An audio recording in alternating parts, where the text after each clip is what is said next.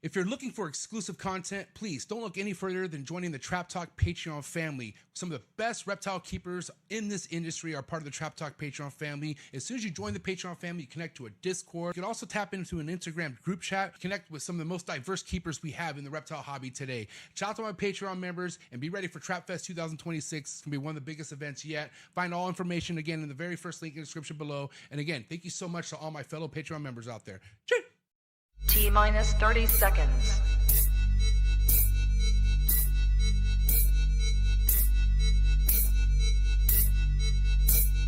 T-minus 20 seconds.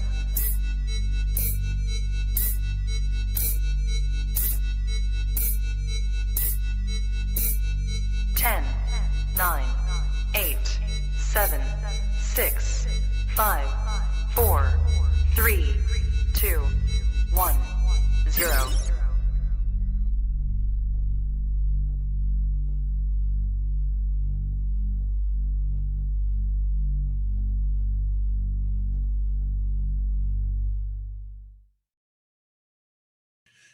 Trap Talk Reptile Network, coolest reptile network in the world. Welcome to episode 762, the return of the great and powerful Nick Mutton. I'm stoked. Oh man, it has been a long time since I've had Nick on the show. He's definitely been making his rounds on other podcasts, and I got to say, man, I'm like, dude, I need to get Nick back on. There's a lot to discuss. So you guys are in for a treat, man. But this is your first time listening in. What is good? I'm your boy MJ. Do me a favor, hit that like button, hit that subscribe button, hit that notification bell, select all. You'll be reminded of every podcast released at his network 7 days a week, Monday through Sunday. You get a brand new episode. You can also listen to all these episodes on all major audio platforms: Apple Podcasts, Spotify, iHeartRadio, Google Play, all the major audio platforms, dude. So if you're more on the audio side of things, go for it. Go listen to all the episodes that I've dropped, all 700 plus, okay? So wherever you listen to any of these episodes, thank you so much. Really means a lot. I appreciate anyone who supports any of these episodes. Thank you so much, all right? Shout out to everyone in the live chats. I know there's a lot of people out there excited for tonight's episode like myself, so let's get to it, man. Shout out to tonight's sponsor, ZooMed, just shy of 50 years in the game, the leading brand in the reptile industry. Make sure you get your next product at zoomed.com. Also support ZooMed by going to their Instagram, and please subscribe to their YouTube channel. Stay current on all latest products. You can also find all the latest products in the description below. My favorite being the Slither Sense. So thank you so much, ZooMed, for supporting this network, and looking forward to doing more collaborations with ZooMed. Also, tonight's episode is brought to you by Josh Hansen and Jeffrey Hudson over at Workshop Reptilium. Please do me a favor, give these guys a follow on their Instagram account. Check out all the multiple species that these guys keep. They do things differently when it comes to their enclosures. They ball out, all right? To put it simple, their enclosures are super baller. And I'm finally going to be going to their place next week. So I'm going to be showing you guys a lot of behind the scenes of Workshop Reptilium. I'm going to be putting out an awesome vlog on Morph Market's YouTube channel. And I cannot wait to do a lot of things with Workshop Reptilium and Phenom. The future is bright with these guys. So for now, guys, go to their website to see everything that they have going on. Go to their Instagram account and be ready for more stuff out of Workshop Reptilium. Thank you so much, Josh and Jeff. See you guys next week. It's going to be awesome. Also, tonight's episode is brought to you by Brian Susan over at Sundown Reptiles. If you're looking to get into tree monitors, kahuas, abronia, really awesome species of geckos, if you want to see everything that this guy is working with, highly recommend going to his website, sundownreptiles.com, and also go to his Instagram account. And please go subscribe to his YouTube channel. He's putting out content and really showing a lot of the behind-the-scenes stuff that he's been doing for years. One of my favorite guys in the reptile industry, Brian Susan. He's the real deal, Holyfield, and that's a fact. Thank you so much, Brian, for supporting the Trap Talk Reptile Network, and looking forward to actually having you back on the show here real soon. So, again, Brian Susan over at Sundown Reptiles. Also, tonight's episode is brought to you by Focus Cube Habitats. Everything you see behind me are 3x2x2 PVC design enclosures by Stephen and Ashley out of Texas. Focus Cube Habitats are next level when it comes to their enclosures. No designs you'll find anywhere else. Go to their website to select from 30 plus different design enclosures. All best ways to fit your reptile needs, man. Focus Cube Habitats. Thank you so much, Stephen and Ashley, for your support. And again, you can also follow Focus Cube Habitats on Instagram, and you can also find them on YouTube as well. So Stephen Ashley, Focus Cube Habitats, thank you so much. Last but not least, shout out to Morph Market and Morph Market Shipping. Get your next reptile at Morph Market. Morph Market stands tall and representing the best breeders we have selling reptiles in the game. Okay, so you can feel secure purchasing a reptile through Morph Market, and you can also save yourself tons of money by shipping directly through Morph Market's website. They have by far the cheapest rates. It's been going this way for over a year now. They have saved the entire hobby over $3 million in shipping, okay, which is just incredible, okay? I myself have saved thousands, just shy of $4,000 I saved last year by going through Morph Market. So make sure you don't miss on this savings, guys. 2026, people want to save some money nowadays, and that's a fact. So save yourself some money, save your customers some money. Morph Market and Morph Market shipping. Thank you so much. And who's here tonight, man? Listen, shout out to everyone who's tapped in. This is going to be a great episode. Like I mentioned before, Nick is somebody I really admire in this hobby because he fucking doesn't care about how you feel as far as like what he says. It's all factual to him. And so we're going to be covering a lot of topics with Nick tonight. And it's all coming from the truth. So thank you so much, everyone who's tapped in. Amanda, Trap Talk Patreon member, my homie Nick from the Reptile Pueblo. Thanks for tapping in, buddy. My homegirl D-Lick. D-Lick's going to be at Trap Fest all the way from Germany. So that's going to be epic. Thank you so much, D-Lick. Cannot wait to see you, homegirl. It's going to be awesome. My homie all the way from Sweden. That's why Trap Talk's global. All right, we're all over the world. So Sweden in the building, Germany in the building, the homie Jake the Snake in the building. What's up, Jake? The homie Chris 319 Reptiles in the building. What is good? The homie Dallas in the building. What is up, player? Thanks for tapping in. My cowboy trapper held coil pythons in the building. My boy Greg in the building. What is up, Greg? Another player coming to Trap Fest. Cannot wait to see you, Greg. Iron Front Forge Reptiles. That's a cool name. Thanks for tapping in. The homie Ryan or Riley. Excuse me, Riley's. Did I say that right? Yeah, Riley's. I'm assuming. Yeah, thanks for being here, Riley's. Python department in the building. What's up, player? Thanks for tapping in. ZM Exotics. What is good? Thanks for tapping in. And yeah, man, listen. I don't want to waste much time. I'm going to get going here with Nick. Again, we have a lot of topics to cover in the next 2 hours. So you guys are in for a good one, guys. This is going to be going down to the books. It's one of the best ones, I'm telling you right now. Episode 762 coming at you right now. The return of the great and powerful Nick Mutton. Hit that like button, and let's go. Choo!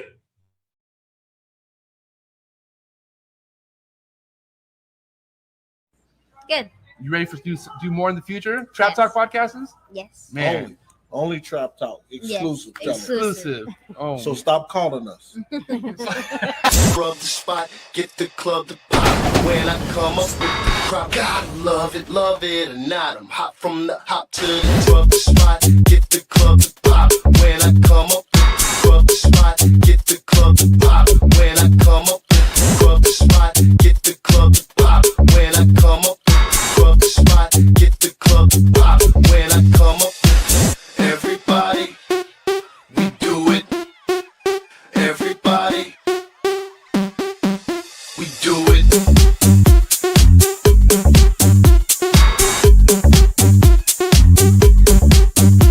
Do it. Do it.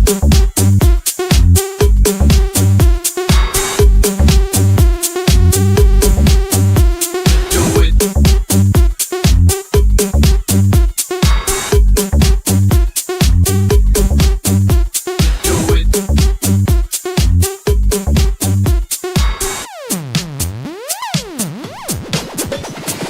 Rub the spot, get the club to pop. When I come up, rub the spot, get the club to pop. When I come up, rub the spot, get the club to pop. When I come up, rub the spot, get the club to pop. When I come up.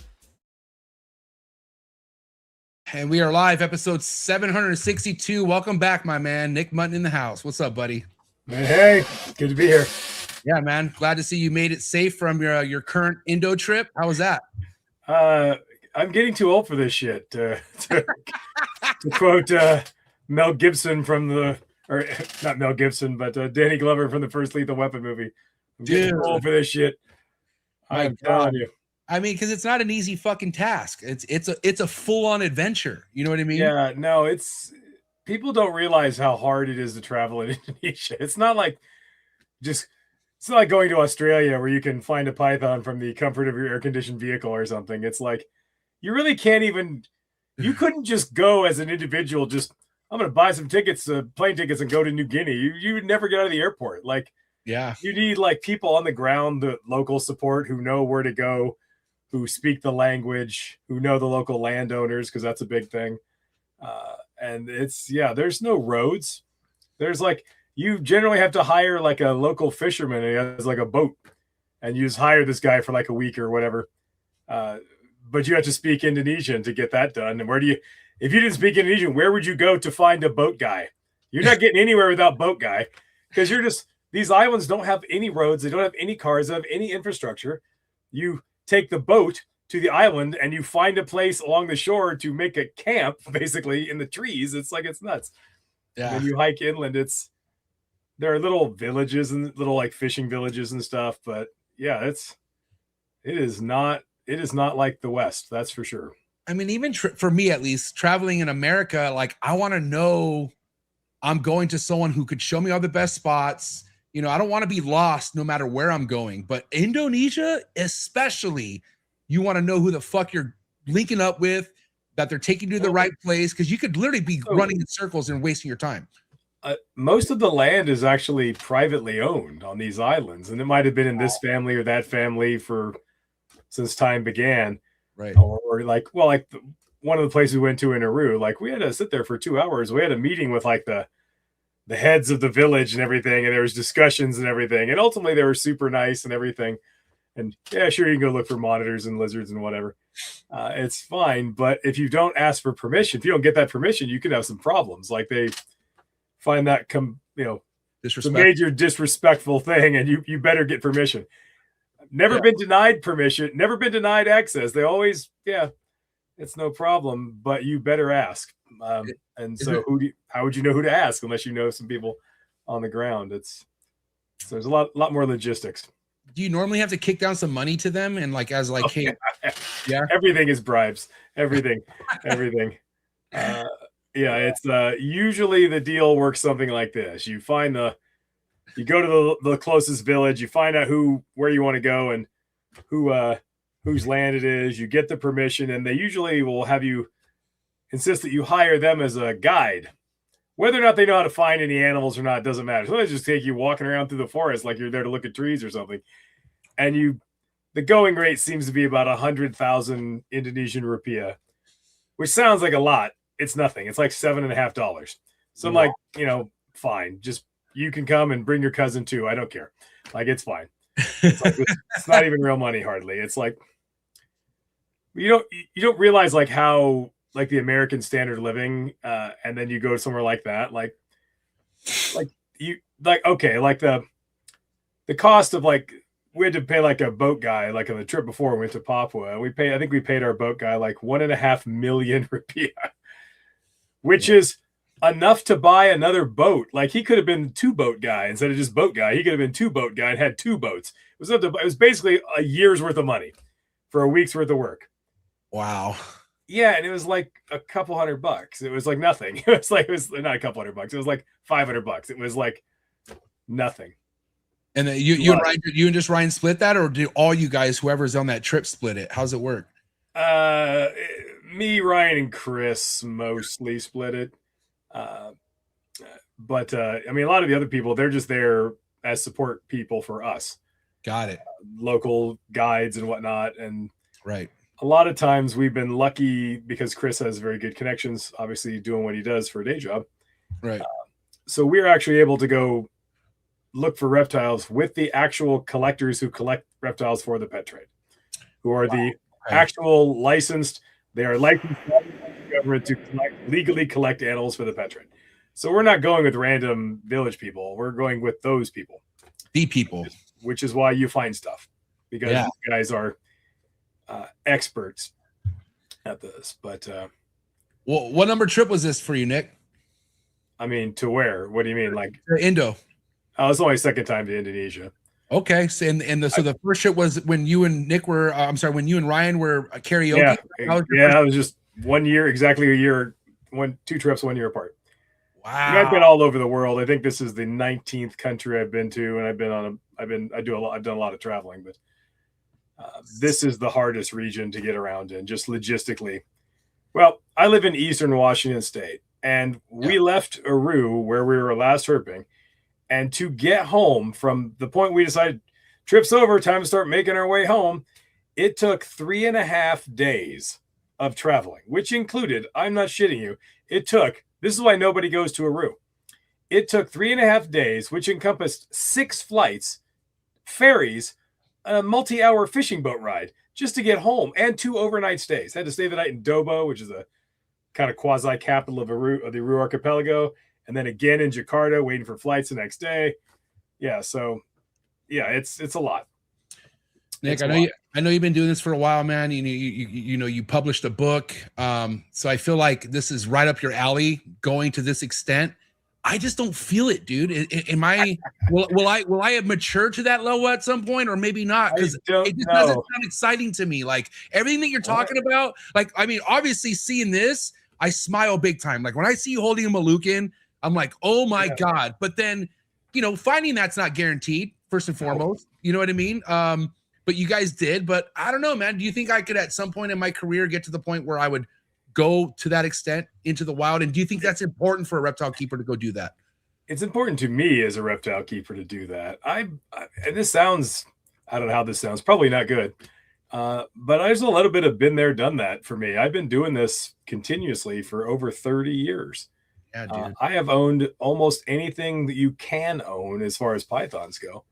I've bred most of them, the majority of them. It's like, it's like that final thing. I want to go, I have all this stuff. Like now you got to see I want to see it in the wild doing its thing and photograph it. And for me personally, the hardship of it all is why I want to do it. If that makes any sense. If it was easy, I probably wouldn't care. The fact that it's absolutely not easy, it's part of the allure. I think that is a general sort of proposition that most people go through their lives spraining their elbow, patting themselves in the back for doing easy shit. That's what you'll do. It's like if you go through your whole life and all you did was the easy stuff, you didn't do anything. You didn't accomplish anything. Yeah. Greatness does not come from doing the easy shit. It comes from doing the hard things. Yeah. Satisfaction comes from doing the things that nobody does, going to places nobody's been, doing those things, having those experiences. That's a life well lived. Yeah. In my book.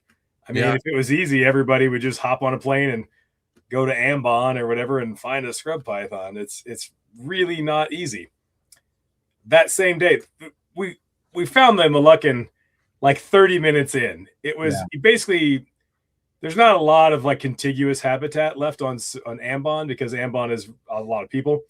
But just to the north of there, like 2-hour ferry ride north, is Saram, which is 10,000 times bigger and nobody lives on. And it's almost all primary forest because it's mountainous. So it's basically like the southern coast is like lowlands. Then you've got a mountainous spine that runs the length of the island, basically. And then it kind of drops off steeply towards the ocean on the north coast. So we basically went up in the mountains and then hiked all the way to the ocean one night. Hiked down to the ocean. So it was all downhill in the rain. Everything was slippery. And we had to start before it was even dark. It was like, that point where the sun has set, but it's totally light out still. Yeah. It was that point. And it wasn't even dark yet. And we found that thing. And then, of course, didn't find another damn thing the entire rest of like 4 hours hiking down this hill and down the mountains. Like, and I, slipped, fucked my knee all up. Like, I just hurt myself. Like, it's like, because rainforest soil is really, really nutrient poor. So rainforest trees have really, really, really wide roots, but they're really, really shallow. They're just growing on the ground. Yeah. Well, when those get wet and you're going downhill and you step on one, it's like a slip and slide. You just go out from under you. And I fell down the mountain a couple of times, hit another tree, jammed my knee back. You're just covered in insect bites and leeches and just, it's rough. It beats your ass. I mean, but when you find the thing, you feel like it was earned. It's like that Papua trip. It was the most, to find a chondro, those was absurd amount of work. Like we looked every single night for hours and hours and hours. I think I did the math. It was like 60 or 70 man hours of searching to find one snake because there was a bunch of us all fanning out through the forest, hour after hour, night after night after night. We found it the last hour of the last night. You finally found one. Yeah. Is it true? Ryan found it? This last one Ryan found actually. And crazy thing is the local guys that actually collect stuff walked right by it. Yeah. Ryan spotted it, which, is a thrill for him, of course. Yeah. Oh yeah. He loved it. Yeah, for sure. And apparently Chris didn't believe him because they were talking about like, what if we found one right now or something? And then within 20 seconds, he saw it within a distance, and Chris was like, "You don't see shit," and Ryan's like, "No, I do." And then sure enough, it was that Aru that he took a picture. There is the amount of like random luck that goes into this. Like, I think there it was. I think it happens for a reason, dude. I think there's some power of some sort that is like, all right, let's give these guys something to look. The one we found on Waikio was like that. Like, yeah, there's me, Chris's friend Udi, who's our translator, our local sort of fixer guy that knows everybody. Yeah. And Chris had blazed a trail way up the top of this mountain. It was way just determined we're not coming. The sun will come up. We're staying until we find this thing. This is the last night. Yeah. We hadn't seen him in like an hour because he was just gone. Ryan is lagging way behind. We're just hiking straight up a mountain. It's brutal. So I'm furthest ahead. Then Udi's a little bit behind me and off to the side. And I see Ryan down quite a bit further. So I decided to wait. So I just like sat on one of these roots and, kind of rested for a minute, waiting for them to catch up to me, and we'd keep going up the hill. And then Udi comes up to me, and Ryan's almost there, and I'm sitting apparently 10 feet from a chondro this entire time and didn't even see it. I'm just sitting there. But we found it because I happened to stop and sit on this route while waiting for Ryan to catch up so as not to leave him totally behind. And then Udi just looks over and just like points. It's like literally like 10 feet away. It's just right next to me. Didn't even see it. Which just shows you, like, how many did you walk right by and did not see? Probably a bunch. Yeah. I mean, it just kind of shows how fucking stealthy they could be, and for the most part, they're not moving, right? No. Nick, they're just sitting still, They're moving. They're utterly motionless. Their lifestyle is pretty simple. They just, right. You don't see them during the day because they go up into the understory of the canopy. There's like the canopy, the bottom of the canopy, and there's the canopy over the top of that. They're at least up in there, pretty high off the ground and out of sight, and then they come down very slowly, get about 18 inches off the ground in an ambush position and just wait and hope something comes by. And then they, sun starts coming up, back up the tree and up, down, every day, every night. But when they're moving so slow, they don't make any noise. And when they're set up in ambush position, they just stay utterly motionless. So you can take pictures of them and just don't touch them. And but their demeanor, even in the wild, seems pretty chill, though, right? Like they're not that spazzy, like from what I understand. No, they're all mellow. Wow. Well, I shouldn't say all, but yeah. I've found 3 now in 3 different places, and they were all pretty chill. Really, even the scrub pythons, I've actually managed to find 4 different species of scrub python now in the wild, and only one was a jerk, and it was a king horneye.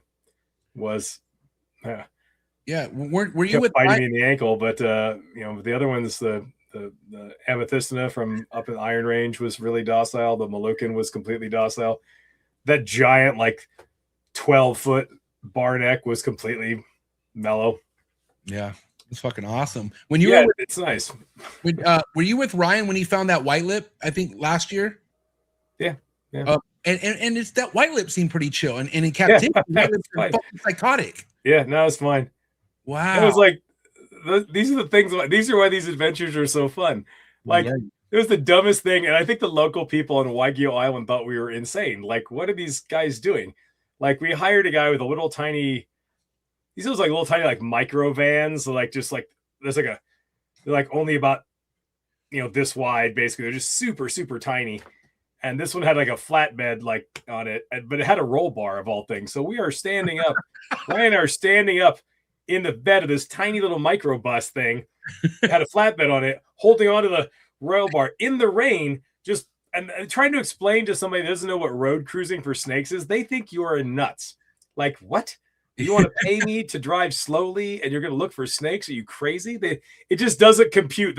So they're always either going too slow, too fast, and you're kind of tapping on the roof, trying to like, oh man, and you're slipping around, falling around the back of this truck and everything. But sure enough, there's a white lip right at the edge of the road. So yeah, and cruised a white lip on one of the only 2 paved roads on Waigeo Island, for the record. There's not a lot of paved road. You've done a lot of herping with Ryan throughout the years, right? So yeah. He's pretty meticulous when it comes to herping. Like, he has a set way of how he wants to look for shit. From the one time I took him and I failed him miserably, I tried my best, but he was like telling me, well, dude, get it. We have to get out of the car. We We can't just drive on a road. We got to stop somewhere.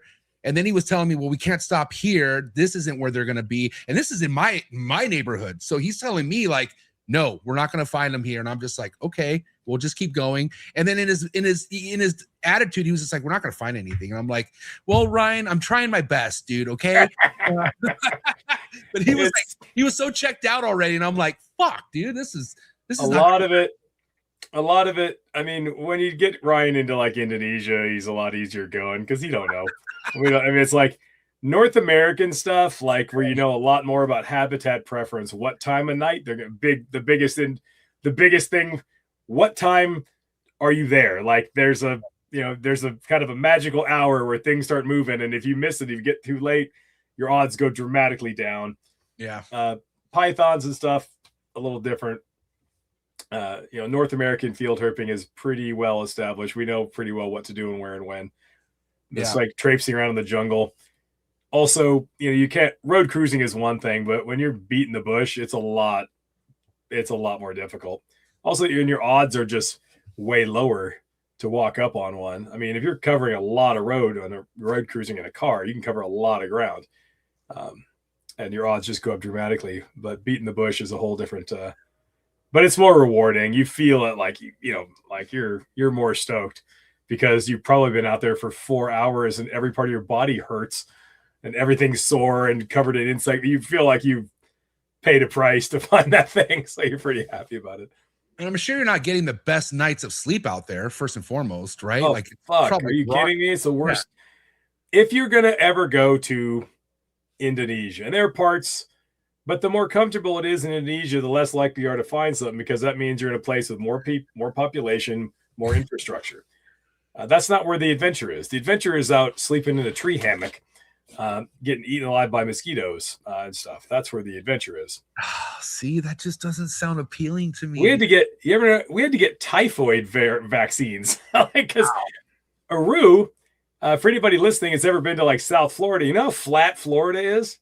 Aru is flatter than that. It is the flattest place I have ever seen in my life. From the air you come in, it's just, I think the whole place has an elevation of like 6 feet. And all around there's 110 islands, and every one of them is just ringed by nothing but mangrove swamps full of crocodiles and stuff. And what happens is if you don't have much topography, it doesn't, like when you have mountains or hills, even rainwater will flow through to the lowest point, to the path of least resistance. When you don't have any hills and everything's that flat, it doesn't flow at all. It just makes mud. It just soaks around and makes mud. So the whole place is just a smelly mud pit, and hence the overwhelming amount of mosquitoes. There's a reason why nobody has ever been to Aru. Yeah. It kind of sucks. It's like, wow, I've been a lot of places. I don't know that I would ever come back here. This is so uncomfortable. It's rough. So you're getting terrible sleep. You're eating not the best food you've ever had. Spoiler alert, every single meal is fish, rice with some questionable fish and a little bit of sambal, which is like a hot chili paste that they put on everything. Oh, that's it. And if you're lucky, you might get some rice with a little chicken and some sambal. It's never enough food for somebody my size or your size. Like, this is like a child's portion. What is this? We were a kids menu. Like, it's always, I think every single meal I had that entire trip was chicken and rice or fish and rice alternately. That was the only things the entire time.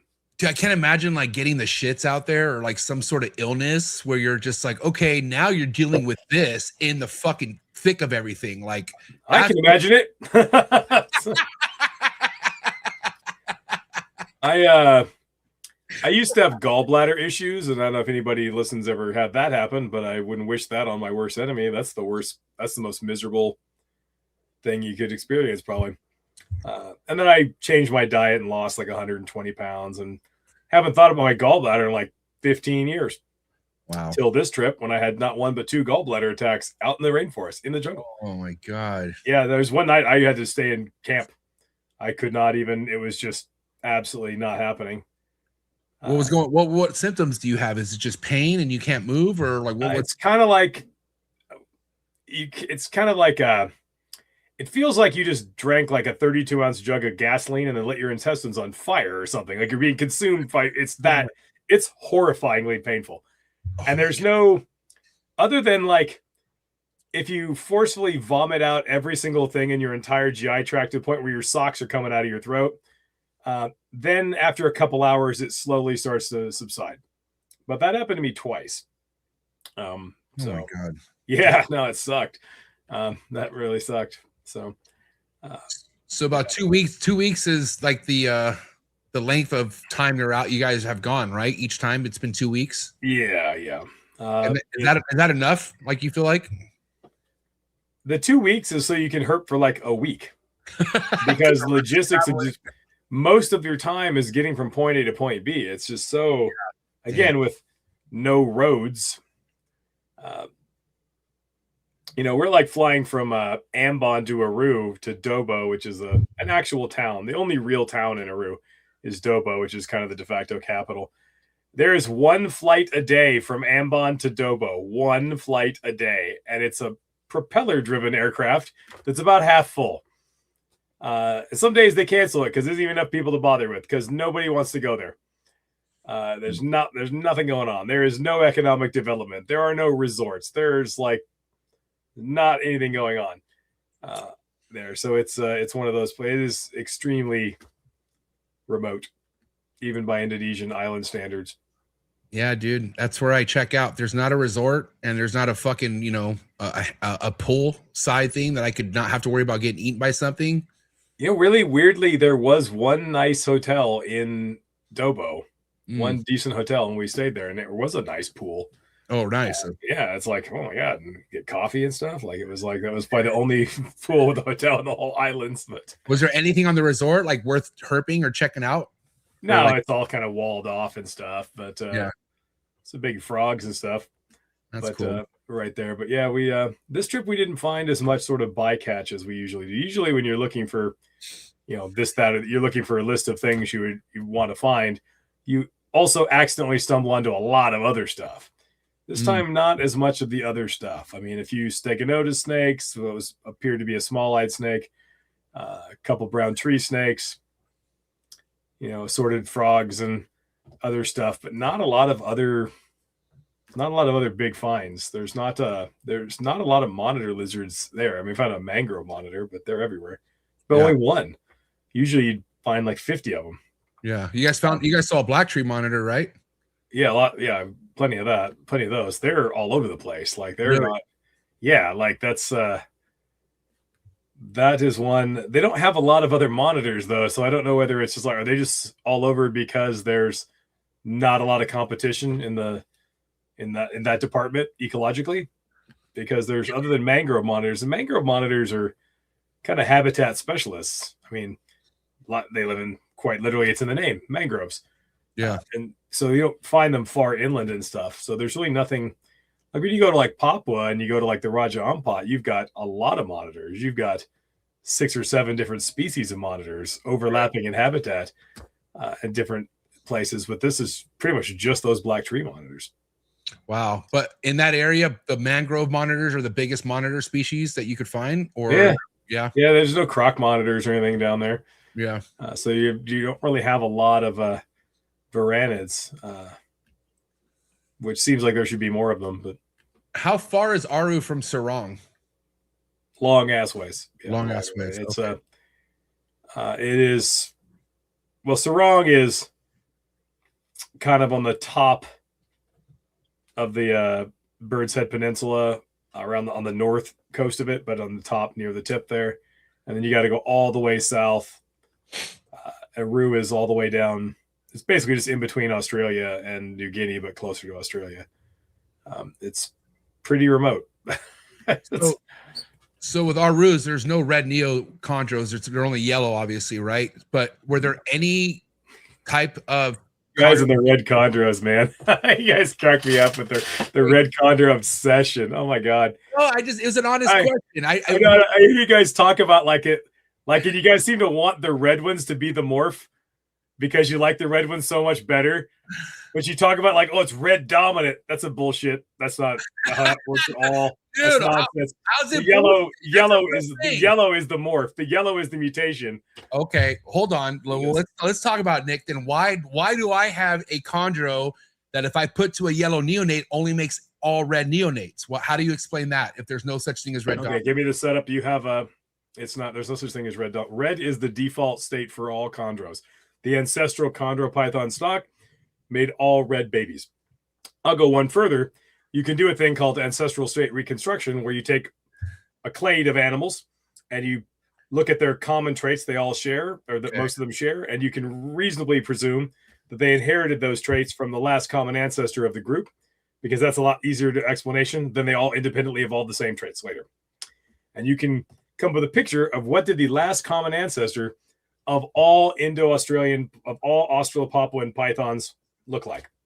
Okay. And the answer you come up with is basically a carpet python that made red babies. Something similar to a carpet python. Something that's probably a 5 to 7 foot semi-arboreal prehensile-tailed generalist that made red neonates that had a double neck stripe on the back of its neck and the skull and crossbones on its head. And you could take that to the bank because that's the truth. You see that same head pattern in Antaresia and the double neck stripe in Antaresia. You see it in chondros, but it comes in a little black marks. Look at it. It's like the reduced remnants of that ancestral thing. Yeah. Most of your scrub pythons, red babies. A lot of your carpets, red babies. Chondros originally, all red babies. Some of the lyasis, red babies. The thought that they would all independently evolve red babies, it's like, no, the last ancestor of all of them, which was about 27 million-ish years-ish, 25, 27 million years ago, had all those traits. And it's just been maintained in these subsequent lineages from the descendant from that common ancestor. Look at what's the closest relative of all Indo-Australian pythons that isn't one. And that is a retic. What is a retic? Oh, yeah, semi-arboreal generalist with a prehensile tail. It's very close to that, that last common ancestor. So, yeah, now all chondros would have been red babies. And then at some point, and this is an answer to a question that, while there is no answer to the question, it is knowable. Someone can... Because you can run effectively a molecular clock on a gene, and you can estimate when the gene originated. The yellow gene, the yellow mutation, the recessive yellow mutation is occurred. You can be confident it occurred in the southern portion, meaning just somewhere but south of the dividing range in New Guinea, somewhere in the south, not necessarily Australia, but somewhere in that southern population. And it is just better and vastly superior for the snake to be yellow than to be red. And that's why it spreads. That's why it gets favored. That's why everywhere it goes. And it's why eventually, if you fast forward 100,000 years, there will be no red condors left. It'll be as if they never existed. They will just all be yellow. Like in the wild, you're saying? Yeah, in the wild. Okay. But that's clearly what's happened. You can see that it has started in the south. And now the entire South is all yellow all the time. No reds ever. It's gone. They're all homozygous for yellow. And then it's worked its way up the Bird's Head Peninsula and it's working way across the top. Wow. And now you can find populations that still have red animals. Right. But you don't find any populations that only have red animals. And eventually it's because red is super inefficient. It's a shitty color. If you want to be green, it's a shitty deal. It's true. That's the thing. We don't want it to be green. you guys think you like green tree pythons, but what you really like is anything but green. You want the mutts, and you want this anything but green, and you want the inefficient, archaic neonatal color that doesn't work very well for the snake, because they cannot. We know this. They can't turn from red to green, can they? No. Every scale has to first turn yellow, then turn to green, which is why. You guys just like a snake that has a long color change is what you like, because at the end of the day, it's no real difference. It's just like it takes forever to get there. And for a few years, it's all fucked up looking because it takes so long because it's so fucking inefficient. I mean, that's all it is. And it's just a super inefficient thing. A mutation that makes you start out life yellow. You've had yellow babies, no doubt. It's like, boy, you ever seen how fast they can turn green? Woo! Fast. You can wake up one morning, it's like, holy shit. Like, it's like, it can be that fast.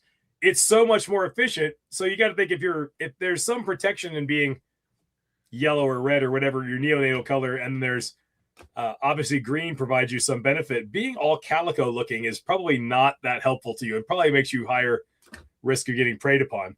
So if you can streamline that process and go from yellow rapidly directly to green without having been that vulnerable time where you have this complicated color change, survival benefit, and even if it's just a 2% survival difference between a red neo and a yellow neo, give it 100,000 years and they'll all be yellow, because little by little it goes on and on. And you said you had what did you say? You had an example of a.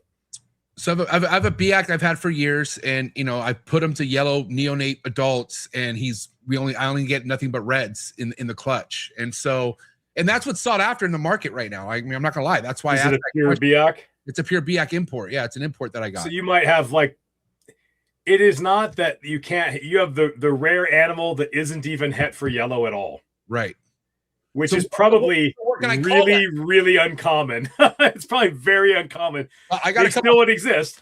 Yeah, but I got a couple females like that too. Like that's like I have known stuff that isn't het for yellow, and the term, hobby term or marketing term is red dominant, which you're calling horseshit on. So what do we call it? It's an attempt to make something that isn't special. You're trying to name the lack of a thing. Because you're trying to this thing that doesn't have anything going on, that's what's really special. It's not like that's what it is. It's not red dominant. I mean, you could it's some jujitsu to get there. I see what you're saying, but it's an attempt to make this a naming convention that makes red the special thing. And it's not special. If you can like it more if you like it. I don't understand it. I mean, I know I get what you're saying, but I just want to be correct on what I mean. If I know that this animal is capable of making nothing but red neonates, I don't need to label it as anything. It is what it is. It is as simple as it's just okay. Imagine 2 red BAC neonates in the wild made a clutch. Yeah. 1/4 of their babies wouldn't even be het for yellow at all. They would just be 1/4 of them would just be what yours is. So you have to have the chance meeting of 2 red babies, animals that red babies in the wild. Then they make a clutch, and then 1/4, so a couple babies out of the clutch won't carry the yellow gene at all. At this point in that evolutionary process, I mean, you're looking at evolution in process right now. This is taking over. It's changing the phenotype. It isn't quite. It's like 3/4 of the way done. It's not 100% done deal. It will be, because it's a superior thing that offers survival benefit to the offspring. We just happen to be alive at the point where this process is 3/4 of the way played out. But there's still some red ones around. But yours is just that rare one that doesn't have it at all. So yeah, I'm sure you're going to breed that thing till the wheels fall off, because it makes only red babies. Well, I mean, the thing is that I'm not going to lie, that's a huge goal of mine, to make constantly babies who are only willing to make red other babies. Here's the thing. You could, the problem with the hobby is people are so fucking lazy. They all want the same stupid shit, and it's so easy to get there, but no one wants to put the time in. It's like you could get 2 BAC. Let's say you got 2 red BACs that were het for yellow. You just breed them. 1/4 of the babies will be het for nothing. They will not carry that at all. All you have to do is breed the damn things, raise them all up, and test breed them. And within a couple generations, you'll figure out you'll have a group of animals that don't carry the yellow gene. You can make pure BACs that any of these adults all red all the time, and they'll all be like that one. You could just make more animals like him. Super easy. Right. Breed him to another BAC that was a red neonate that's only het for yellow. Half of the offspring will be het yellow, but 50% of the offspring won't even carry the yellow gene at all. And just keep them all back and test breed them. And you'll be able to make whole clutches of guaranteed don't carry the yellow gene whatsoever. But nobody ever does that in Chondro town, because it takes extra steps and people are lazy. Everybody wants it. People will pay a lot for it, but they don't want to do any work. I do this constantly with stuff. I feel like behind me, there's animals behind me that are that okay, I do this stuff all the time. It's not that hard. To raise a bunch of stuff up, and some of these things I can talk about. Some of these things are still in the Nick's secret snake files, but So would you be happier if I told my customers this is non-het for yellow? That would be more accurate. Okay. Saying red dominant Sounds good though. Just I like it does. It's not true. It just sounds good. I mean, it's not untrue, but it's misleading. It makes it, again, it's this finding the way to word it where red's the special thing. It's not the special thing. It's like it's the original thing. It's original thing. And you know how this hobby the is ancestral state. Look what super dwarfs are called, okay? First and foremost, right? Just a term like that. That is a catchy thing. Retic thing? Yeah, the super dwarf. Oh man, don't get me. I'll go off on the retic people like you would. Don't even get me started on that. But it's similar, right? I have never calling red dominant is like calling a locality specific retic a super dwarf, right? Almost. The retic community, I have my issues with the Chondro community over hybridization, but they have the average level of understanding in the retic community is just it's just like it makes my head hurt. Yeah. And you can't talk to them because they already know everything. And if you try to tell them what's really going on, they'll yell at you like this is like retic genetic, like everything's different with retics. It's fucking not at all. Like I'm in my wit's end. I want to breed all 4 species of retic. Yeah, 4, because there's 4 different species of them. Yeah, I know what you're thinking. What's the 4 species? There's 4 species. And these guys have so lost their way. It is so frustrating to me. You can't find a pure retic of any species hardly to save your life. They're all hybrids all the time. There's no fucking such thing as a super dwarf. It's a stupid hobby term. It's just stupid. It's like it's a dwarf. It's a super dwarf. It's like you're gonna find there's gonna be a super duper dwarf now. Like what is? It's not how. The problem with it is that this fundamental lack of any understanding of how reptiles grow at all. Get on MORPHMARKET. Yeah. Look at every retic ad. What do they all tell you? How big the parents were. You know, it doesn't matter at all. How big the fucking parents were. It makes no fucking difference. It's utterly, completely, and totally irrelevant. They all think it does, though, because they don't understand how reptiles grow. Reptiles, you have a good sized audience. Maybe I'll break through to one person. It's like, look, for the record, let's just throw some science out. Reptiles are what is termed indeterminate growers, meaning there is no point at which they stop growing ever, full stop. That's it. They'll just grow forever. That's why you occasionally find some super giant specimen of something, some giant ass crocodile that just didn't get the memo. It was supposed to die. And it's like 100 years old. It's huge because it kept growing very slowly. After a certain point, it slows way down, but keeps going. So there is not some magical switch. Oh, the parents are only 9 feet long, so the babies are going to stay small. Fuck no, they won't. Dwarfism in reptiles is not, it is mostly the result of lack of resources. If you take that animal out of that environment, you end up with an animal that will reach sexual maturity small, but will still get huge. I had a pair of dwarf retics, super dwarf retics. They were from Kayuwadi Island. They were the first F1 captive bred ones produced in the United States ever. Local guy had a trio of them. This guy had some mental health issues. He wanted to sell off his retic collection and ship them out. But you had to do that on Delta Dash because these snakes were big, fucking big retics. I could help him ship them. And I just knew this guy was going to end up on the local news and they were going to pass some ordinance. It was better for my local community if he just shipped them off legally and they got the hell out of town because this guy was going to end up in the news. I just knew it.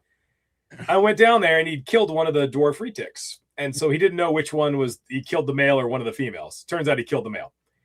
The 2 super dwarf retics were 10 feet long. 10 feet. And his Jampia retic, the Jampia dwarf retic, was 17 feet long. It was quite a challenge to build. It's hard to ship a 17-foot snake. We got it all built out and got it done, or I did. And he gave me the Kayuwadi retics. And I kept them for several years and then finally sold them because I couldn't find a pure Kayuwadi male because the retic community can only think of one thing, which is hybridize them. They couldn't even be bothered to make pure ones. I finally gave up in disgust. This was many years ago. But the point is, they're 10 feet long. And the Jampia was 17 feet long. Just huge. It was absolutely massive. And still growing. They don't stop growing. People think of everything like mammals. And they constantly do themselves a disservice and the hobby a disservice. So they do this in a few fundamental ways. You see this whole movement now to the enrichment crowd. You know exactly what I'm talking about. It's like, oh, I wouldn't want to be crammed in a little tiny box, so the snake doesn't want to either. It's like, fun fact, snake isn't really cognitively at the same level as a human, is it? It doesn't really, it's not like that. They don't have wants and boredom and things of that nature. It's like I'm not suggesting everybody cram everything in a tiny little tub, but this like sort of, this kind of movement in the hobby where like everything needs to go in a 4-foot tall bioactive enclosure, no matter how small it is, those people. Yeah. And then they'll just try to demonize you for not also doing that. I'm constantly having to turn people away because they want to buy a hatchling spotted python and they say the kiss of death. Oh, I already have its enclosure ready. Spoiler alert, the enclosure is always a 2-foot by 2-foot by 4-foot bioactive. I'm like trying to explain to people, this snake weighs 10 grams. Yeah. You're never going to see it. And then you're going to find its mummified corpse at some point when it doesn't eat and dies. That is not, no, that's nuts. But then they think you're some kind of evildoer for not, they're always like, oh, the snake knows what it needs. It fucking does not know what it needs. It fucking so does not know what it needs. I try to explain this to these guys the same way. It's like, would you argue that a human baby is smarter or dumber than a hatchling python with a brain the size of, just a tiny fraction of a gram? It's like, well, obviously a human has more cognitive processing power than a baby spotted python. I go, what do you do? You have kids. What did you do with your newborn children? Did you give them the run of the house and say, well, you're a day old, but clearly you know what you need? No, no, that's crazy. They'd lock you up. What did you do? Yeah, you put him in a bassinet, which is like a tiniest cage you can put a living thing in, and then as if that was enough, you swaddle the shit out of them like a fucking taquito, so they can't even move. Just like they're literally. Why do you do that? They're a hot dog. Why do we do that? Because babies don't make good decisions. They don't know what they need. Yeah. And then when your kid's like 2 years old, a year old, what do? You put him in what? Oh, a crib. What's a crib? Oh, it's a contains, but very small cage for a human that can stand up. And then, then what's the next step? Like, oh, they're 2 years old. You baby proof one room in your house and put gates up to baby proof it. So, because they don't make good decisions. Little turds got to be like 4 or 5 years old before you let them run around the house, because they'll get in, they'll mess things up. But somehow the month-old snake that weighs 9 grams that has a brain matter so small, you could not possibly weigh it. There's no scale that you could weigh it on, but it knows what it needs, and you need this giant cage. Like drives me nuts. That's social media to blame, right? Because in your beginning years, was it like that with your customers? No, or were they challenging no. you? This is everybody virtue signaling on. Look at me. Look how righteous and virtuous I am, and I'm a good person because I give all my snakes oversized cages. Never mind that they stop eating and die, but whatever. It's like, I'm a good person. Look at me, and you don't do what I'm doing, so you're a bad person. It's everybody wanting to. It's crazy. It's like I try to tell these guys, it's like, look, put this thing in a little tiny tub. Yeah. When it's a baby, when it's an adult. At these various benchmarks, you can eventually do that, but not right out of the gate. It does not know what it needs. Why would you think that? We don't even think that with our own human children. Why would you think that the snake would be like that? I probably had to block so many people last year when I had some chondros available because of this exact reason. And I was saying to myself, I'm like, is this going to be good for business? Like shooing these people away? And I don't think so. Like, I don't think these people need to have a snake that I produce if they're not willing to fucking listen to how they should keep it. Because what's the point? I'm in my grumpy old man era now. I'm almost there. I just don't care. I'm like, you know what? If you're not going to listen to me, fuck off. I'm not going to sell you the snake.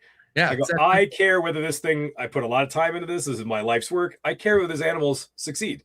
And if you're going to disregard everything I'm telling you, go buy it from somebody else. I'm not going to send this to you to die. Yeah. Like, because you insist that a 4 foot wide by 4 foot tall by 2 foot deep bioactive cage is the right thing for a 27 gram jungle carpet python. It's not, like, at all. And I try to explain to them behaviorally why their instinctive sort of drives will cause that to be bad. These things, snakes, smaller snakes at a lower trophic level, like chondros, and a lot of these things, when they're juveniles, they occupy a very low trophic level. They get eaten by a lot of other stuff. So job number 1 is don't get eaten. Right. And jobs number 2 through 7 are also don't get eaten. You got to get to job number 8 or 9 before you think about like properly thermoregulating. It's like, so when you put the small snake in the giant cage, it feels like it's open, exposed to predators, and it goes and finds the coldest, darkest place it could possibly wedge itself, flagellates build up in its GI tract. It goes off feed and it circles the toilet bowl and crashes. And then when it crashes, It's never the person's fault to put it in the 4-foot bioactive cage. It's always that you sold them a bad snake.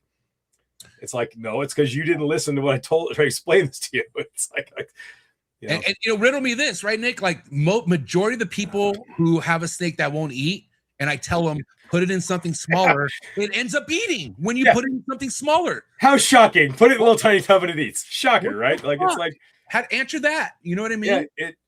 Yeah, it's like I at least like once a week I have to decline a sale. And it's almost always for like an antaresia of some sort.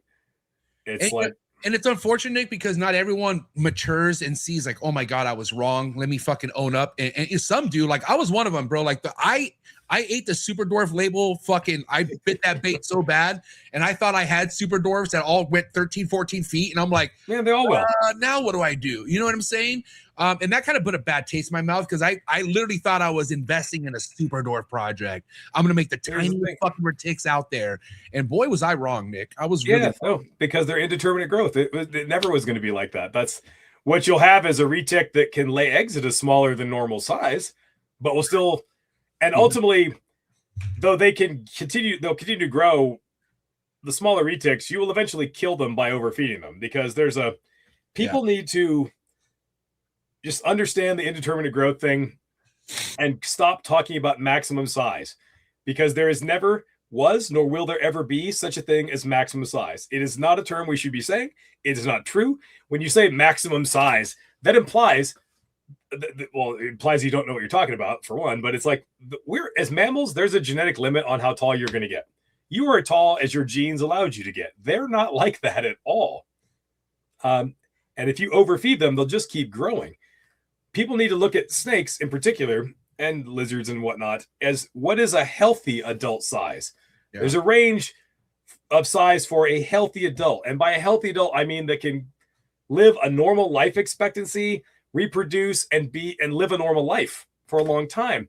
When you start pushing the boundaries of they'll just keep growing, you'll start shaving years off their life. And you can make a 12-foot dwarf retic, but it isn't going to live very long. It's going to be dead in 10 years. It's not going to live 30 years. It's going to be dead in 10 years because the metabolic stress of being the oversized version of your thing kills you. Look at professional bodybuilders. A lot of them drop dead in their 40s or even younger because you're not supposed to be that big. Yeah, look at Ronnie Coleman, dude. Fuck, I hate seeing him that way. You know, he's all shriveled up now. He's doing better, but like but I mean that's a lot of like mechanical stress from just doing that. Doing that much. But when you make your body grow to that extent, your heart gets too big, your organs get too big, everything, and just the effects of gravity on your frame. It's just like it's not normal. It's not you die younger. It's like the same thing happens with your snake. If your snake is there used to be a guy in the carpet python world named Will Leary, super nice dude. And he had a really good reputation. Everybody thought he was like the top breeder in the country, but I don't think the guy ever had more than 3 clutches of snakes in a single year. But super nice dude, really good stuff. I have snakes that still descend from stuff I got from him 25 years ago. At any rate, he had a female jungle carpet that he had named Rebecca for some reason, and he was very proud of the snake, and she was over 10 feet long. And I'm like, 10 feet? He sent me a picture of it. No, legitimately, like, he had an 8-foot ceiling. He's holding the snake like by its like neck, and it's got about this much snake, its head and neck, and he's holding that, and he's touching an 8-foot ceiling. And there is a foot or two of snake on the floor too. It was probably 11 feet and this big around for a jungle carpet. Mm. Oh, it just got that big. I'm like, no, it didn't, Will. You kept feeding it and made it that big. Spoiler alert, surprising to him, but not surprising to me. Rebecca never laid a single egg and died at like 9 years old, having never reproduced. Because it's like if you put that in human terms, that would be the equivalent of like a 900-pound person. It's like, I wonder what could go wrong. Oh yeah, fucking everything could go wrong. That's not healthy. You're not supposed to be anywhere near that big metabolically, and you just, and the snake got very big, very fast, and died very young. It's and the retic people need to understand that it doesn't matter. It does not matter. There is no maximum size. I bred African rock pythons last year or whatever, and I was like, how big were the parents? And like when I told them they're small, and they thought that was like a plus, like it was meant the babies. Like, no. You feed these things up, they'll get huge. Like this is like, I just chose to not feed them and keep them that size. They'll breed smaller. Most things breed smaller than you think. It doesn't. It's like quit thinking about maximum size because it doesn't exist. Think about a healthy adult size. That's what matters. Fun fact. I love my fun facts. 2 parts of the human body are also indeterminate growth, and they're your nose and your ears. Never stop growing your entire life. You stop getting taller, you actually start losing altitude a little bit. I've actually shrunk a half an inch to some spinal compression because of gravity. Right. But your ears and your nose keep growing, which is why you look at like really old dudes. They got big ass noses and big ass ears. Look at a picture of young Robert De Niro when he's in like Raging Bull with the mohawk and everything. And then look at him now. He's this huge nose, these huge ears. They never stop growing your whole life. Yeah, that's so true. Yeah, it's like every old dude starts looking like Walter Matthau or something, this big ass nose and big ass ears, because for whatever reason, those keep growing. It's the only part of the human body that's like that. I could see my nose growing every day. It sucks. I'm like, I know, right? It always gets kind of bulbous and stuff. It's like, well, if you're lucky enough to live that long, then so be it, right? Nick, you've had a pretty strong stance on this, and I want to kind of, since we're talking about size, but obviously there's an issue with how a lot of people feed their chondros.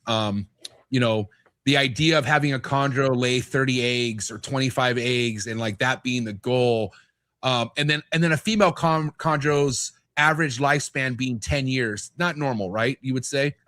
No, those two things are connected. It's like, yeah, your snake laid 25 or 30 eggs and it died at 10 years old. It's like they're supposed to lay like 8 or 12 eggs and live to be 25 years old. When you burn the candle at both ends, it burns out twice as fast, doesn't it? That's what you're doing metabolically. They're never supposed to be anywhere near big enough to lay 30 eggs. That's insane. Yeah. That is an artifact. I mean, it's gotten a little bit better. I kind of distanced myself from the chondro community probably 20 years ago. I kept a bunch of this. I bred chondros a few times and stuff, but the mindset of the chondro people, I just couldn't fucking deal with it. I know a few people Nick, I like in the chondro community. I actually like Patrick Holmes, for example. Great fucking dude. I love Pat. Ryan's one of my best friends. So it's not like I don't like some of the people, but the overall sort of zeitgeist, I just can't get on board with it. All hybrids all the time. You like me, right? Yes. Of course. It's not, but the mindset of what you all are doing mostly, I just have ethical and just cannot, no. But break down that mindset for me. Let's talk about the mindset you're talking about, especially what you noticed 20 years ago. What are we talking about here? Well, it's the lingering effect of Greg Maxwell's book is Faded. And that book did more to kill chondros and damage the chondro community than anything I could think of. I mean, it basically took this very biased position that like, oh, you don't really know where anything's coming from anyway, so why not just mix it all together? Because all these labels are just made up, and the only thing that really, it even said like, don't even try to breed your female chondros. They weigh 1,000 grams. Like the fuck, 1,000 grams at minimum. That's like saying if you're humans, like don't even try to reproduce until you weigh at least 500 pounds. Like what? That's insane on its face. And so you had generations of chondro people overfeeding these snakes, making them way bigger than they ever should have been. And then they wonder why they weigh 50 eggs, 2 eggs hatch, and the snake dies when it's 8 years old. And they can't figure out why. It's because it was never supposed to be anywhere close to that big. It was never supposed to lay anywhere near that many eggs. It's like, it's nuts. Like they just couldn't, but it's like there was a point early days of chondro keeping when you were lucky to keep a chondro alive for any amount of time. And you legit did not know much about where it came from at all. So the fact that chondros are at least 4 different full species, full species. The subspecies thing is horseshit. They're full species. If they are subspecies, then you only have 1 species of elephant on the earth, and the humans and chimpanzees must be the same species because we are more closely related to chimpanzees than those chondro subspecies are to each other. That's just stupid. It's stupid. They're full species. They didn't know in those early days there were 4 species. They didn't know where most of the stuff they were getting even came from. They're lucky to keep it alive. They didn't understand the pretty consistent morphology in different regions and everything. We now have decades more knowledge. We have DNA. We know where stuff comes from. What they did in the early days, I don't fault them for, the old timers, because they did the best they could with what they had, and that was very limited information. we have a lot more information now. We can do better. That's and true. we consistently choose not to. That's the problem I have. It's like these things are, to me, with chondros and with any of this stuff, what is most interesting about them is what makes them different. Why are they different in different regions? Why have they evolved to be this way over here and this way over here? And when you mix them all together to try to make red babies that take forever to change color, you're not creating something new. You're destroying something. You are stripping them away. You're stripping away and destroying everything that made them special in the first place, that made each population unique and different, is gone. You just put it all in a giant sausage maker, the meat grinder, and you make some sort of chondro sausage out of it. And all that stuff is gone. For red babies that frankly don't look like much when they're 5 years old. There's a reason why nobody posts pictures of like 8 and 10-year-old designer chondros, isn't there? It's like because they're not very impressive mostly, are they? Like, I got you there. Like, it's like, I'm sure. I mean, you're not wrong. They're a lot. What can I say? Most of the quote unquote designers don't look like much of anything when they are fully mature and have completed their color change. That might take 5 years. Yeah. And usually does. You get a crazy long window of time where they're really weird. But by year 7 or 8, most people's camera just magically breaks and they never take another picture because it doesn't look like much. It's like there's been shit called out recently too, where there's newer guys making some production and they're advertising the sire when it's only 2 years old, 2.5 years old, and like almost putting it out there like this is what it is and this is what you can make. And I'm not gonna lie, man, that's pretty misleading. And you know, here's you want to see how misleading it is. Look closely at the snake's eyes. Yeah, because the red neonates have that kind of reddish eye color. Right. And they'll be males will even be breeding before they finish changing color. So you'll like a male, it's still got the juvenile eye color. It's so young, its eyes haven't finished changing color, and it's already breeding, and then your camera magically breaks. Now, to lay off the chondro people, this is not a unique to chondro people phenomenon. There's been a couple people in the carpet python world that did similar things with, various jungle carpets and whatnot. That it's like, you never seem to take another picture of this jungle carpet. You're 10 years later, it's the same picture. It's like, why? Oh, because it doesn't look like that anymore. Because it's got a bunch of black tipping and smudging all over it now. So you just magically can't find my camera.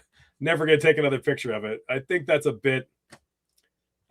I don't take pictures of my breeding stock for my ancestry records until they are in the breeding lineup. So they are fully adult, fully mature, ready to rock. Sometimes it's not even until after they've produced before I get around to it. I'm not going to go back and re-photographing older adults, but it's like at this point, it's like a 5 or 6 year old animal. It is this for that reason. I think it's a little misleading to big juveniles. Basically, you're using that as your picture. Would you say that's the biggest blemish in the carpet community right now? Is that happening, or is there anything else that you feel like that's kind of faulty that needs to be corrected? No, the carpet community suffers from the same problems it always has, which is the same problem as the retic people and the boa people. It's like chondros are not a species. They're a species complex. Carpets are not a species. It's a species complex. So are boa constrictors and so are retics. And this willy-nilly hybridizing the shit out of everything for the sake of mixing morphs together, it just pisses in the gene pool. For anybody else that goes swimming later, that's what it is. And carpets and retics are the worst off because you can't replenish the gene pool because you can't import them. So what you have is what you have. Yeah. And you would think when that happened with the retics, like, oh shit, we can never import another retic ever again. You would think a light bulb would go off like, maybe we should act responsibly with these rare retic populations. Like, fuck no. Let's just, nope. Absolutely didn't. Nobody did that. At least with the chondros, you can still get new blood. With the carpets, you can't. And so it should be incumbent on people to take that seriously, but they don't. Right now with carpets, what is everybody doing now? You have a couple of species that have been, I wouldn't say immune to hybridization, but nobody has been trying to hybridize them. So you have a bunch of stuff that's really fucked up genetically from hybridizing them. And then you have inland carpets and Bredl's pythons that nobody really hybridized much. And now there's like this mad race to see who can ruin Bredl's pythons as fast as possible. Also while doing the patting themselves in the back for doing it thing. It's like the number of people trying to make albino Bredls. It's like, look, you're never going to make an albino Bredls. You're going to make a hybrid that is an albino, but it will never be that. That is functionally impossible. So calling it that is just fraudulent anyway. And they're all just doing as fast as they possibly can. And they're all doing the same. They're just telling the same crock of shit I've been listening to for 30 years, which is as long as you honestly represent the hybrids, they won't cause any problems. Like I've been hearing, this is the third generation of dinglings trying to tell me that same lie. It's not, it wasn't true. You know what? When they were doing that in the early 90s, when I was in the hobby with mixing diamonds and jungles, it was bullshit then. When they did it in the early 2000s to mix the jaguar morph into every carpet python species, it was bullshit then. And it is bullshit today. What's going to happen is in 10 or 12 years, you're going to have to view every inland carpet python and every Bredl's python with the same suspicion that you view every jungle carpet python with. Why? And do you think anybody's going to give a rat's ass about their albino Bredl's in 10 years? No, they're not. They're not. They're going to care for a couple of years, and they're not going to care. They're going to be pissed off that everything is a mess because you did that. They're not going to be these people. I just like, and some of these people are friends of mine, and they're using animals they got from me to do it, which is really depressing. I bet. But it's like, do you really think that the next generation of herpers that comes along after you is going to look back at you? Oh man, I'm sure glad you made those albino Bredl stonewashed hybrids. Sure glad you did that. Fuck no, they're not. They're gonna be like, you sons of bitches. Now I can't even get a pure Bredl's python because you took that option away from me, doing something stupid. That's what they're gonna think. Do you think the retic people in 20 years, when you can no longer find a Salar retic at all, which is really hard, it's almost impossible to find now? Do you think they're gonna be like, oh man, I'm sure glad you made those Salar albino mixes? No, they're going to be pissed off that you took away the only chance they would ever had to have that species at all. You took it away to do something stupid that no one cares about. That's what they're going to care about. But on the subject of retics, they're far gone from ever coming back, right? Like it's too late, you would say? It is not too late, but it is like a minute to midnight, like too late on the countdown clock. Like I have a pair of each of the 4 species of retic, and it took me like 8 years and like $10,500 or $11,000 to get them. And I know people, like it's, you know what the hardest one to find was? Reticulatus. To find retics that aren't tainted, because every retic is a morph now. Yeah. And every one of the morphs has some percentage of dwarf blood. Spoiler alert, dwarf retics are a different snake. Those are all hybrids. They are not, we use the word designer because it's softer than the hybrid. It's like, there's no such thing as designer chondros. They're hybrid chondros. Designer is an attempt to, it's like the red dominant. It's an attempt to soften the language to make it seem, because if you said like my not het for yellow hybrid chondro, that doesn't sound cool at all. But if super red, way better. My super red or my red dominant designer, well, that sounds sexy. It's like it's like it's the same reason why everything is a T positive albino and nothing is a hypo. Have you noticed that? Yeah. Like, you know what the difference between hypomelanism and T positive albino is? Fucking nothing. Nothing. Yeah. Like the definitions are the same. It's like that's basically it. It's like we used to call these things, like, look at a hypomelanistic Honduran milk snake. Gorgeous, right? If that didn't exist and they just popped out now, what would you call it? A T positive albino. It's like there's 2 types of hypomelanism. There's a pigment synthesis form and a pigment distribution form. One affects the quality of your black pigment. You can't fully synthesize black pigment correctly. That type, and the other type is you can make the black pigment, but it affects the quantity. It is a mutation that blocks the distribution of that pigment. And so you shut down the distribution of most of it. So some goes out and it's black, but the quantity of black is affected. Since hypomelanism just means less black, either one counts as hypomelanism. In the last 15 years, we've just decided that the recessive type, the distribution type is always incomplete dominant, and the synthesis type is always recessive. At some point, there was like a meeting that I didn't get invited to where we're now, all the recessive ones, we're going to call T positive albino because it sounds sexier and sells better. So, and humans will always do what sounds better. I mean, I feel like that no matter who's preaching about what, it's all about market. You know what I'm saying? I had the chance to do this one time, and I chose the saner path. I proved out I proved out a few things, but I proved out the stonewash gene in Bredl's pythons. And I got to name it. And I did not name it piebald. It is a piebald gene. Stonewash Bredls are genuinely a piebald Bredl's python. It's just a permanently super low white Bredl's python where the pied areas are confined only to the ventral surface. It meets every single definition of a piebald gene. It is 100% a piebald animal. I intentionally did not call it that because then people will be arguing, oh, that's not a pied, because they think that every pied is look like a ball python pied, which is really weird because if you look at piebald mutations broadly, the ball python version is actually kind of an outlier. They're not, most of them are not like that. That's an unusual one phenotypically. They're usually a lot lower white. That's an unusual how dramatic it is. So I intentionally did not call it that just because I didn't want to spend the rest of my life explaining to people why it was. So I named it something easier. But yeah, we gravitate towards the name that's going to sell better. Man, look at the ball python world. There's like the less impressive the morph is, the more crazy the name is. They're they're trying to like if you see something like Gene X, like fuck Gene X, that's got to be some super sexy stuff, right? Nope. Like it's like you just you have these names like Bang, like that's got to just pop and explode with color. Yeah, not really. It's kind of like they're overcompensating by giving us something super subtle, this super over the top name.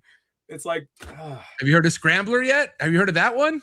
I have a very good friend that's a recovering ball python breeder, and we have a lot of these conversations. I just laugh my ass off at it. It's like there's a lot less ball python morphs than people think there are. Oh my god! There's probably 40% fewer actual mutations.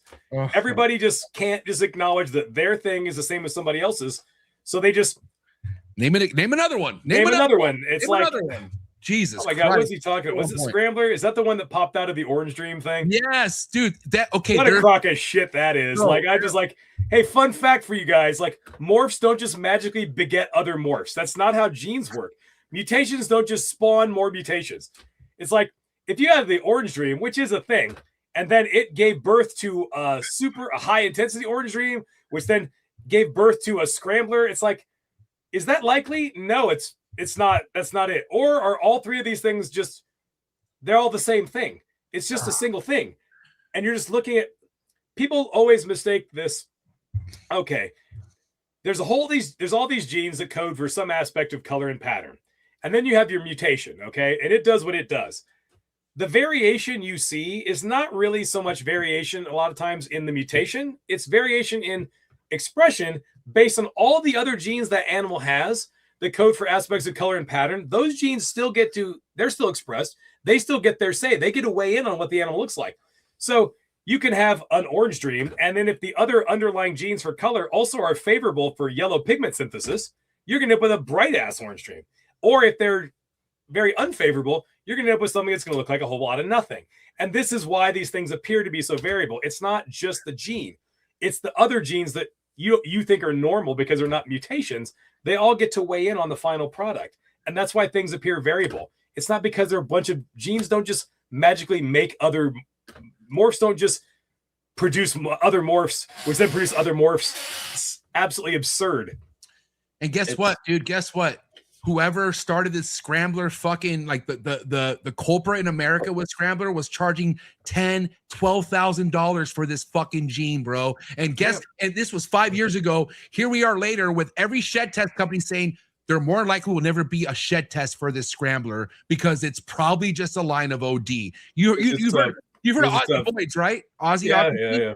So Ozzy just said on a podcast, I'm not a believer that this Scrambler, it's a lone gene. I think this is how you know. It's just there are a sizable number, and I will refrain from naming them, though I want to, even though I'm not in that world and haven't been in a long time. Well, you're allowed to, just so you know. But there's a tremendous number of genes that are figments of people's fucking imaginations, and you can buy these figments of their imaginations. Here's how you know it's bullshit. If you can't show me what it looks like by itself, it's not fucking real. Thank you. God, remember the fader gene that always had to be a pastel? It's because it's not fucking real. It doesn't exist. It's a figment of your fucking imagination. Like, if Wake you up. stare, it's just people wanting to make money and staring at something for so long and then convincing themselves they're seeing something. And that's being generous, because the other explanation is you're just making shit up out of whole cloth. I'm willing to give people the benefit of the doubt that they just convince themselves that they're seeing some tiny little thing. And it's like, I got something new. I got something new. it's not, though. Who cares? At this point in the ball python market cycle, who gives a shit? You know what people care about? Is it cool looking or not cool looking? It's like we're past the point of like how more genes, more better. It's like, is it cool looking or is it not cool looking? And that's what will dictate whether somebody wants it. Is it cool? If it's not cool, and here's how you know it's cool. If it was cool, you would just know it was cool, wouldn't you? Yeah, you wouldn't need If to be someone convinced. if someone has to try to explain to you why something is cool, it's because it is not cool at all. Thank you. Because what is cool is self-evident. You don't need to explain to me why this is cool, because it's fucking obvious. Just look at it. It's fucking crazy. That's awesome. That's the problem. Things that are really cool do not need to be explained. If you gotta try to give me some lesson on teach me why something's cool, it's not cool. It's not at all. Because I would have noticed it. You know, it's like, if you got to explain it to me and show me why it's a thing, who cares? Yeah. Yeah. Who really cares?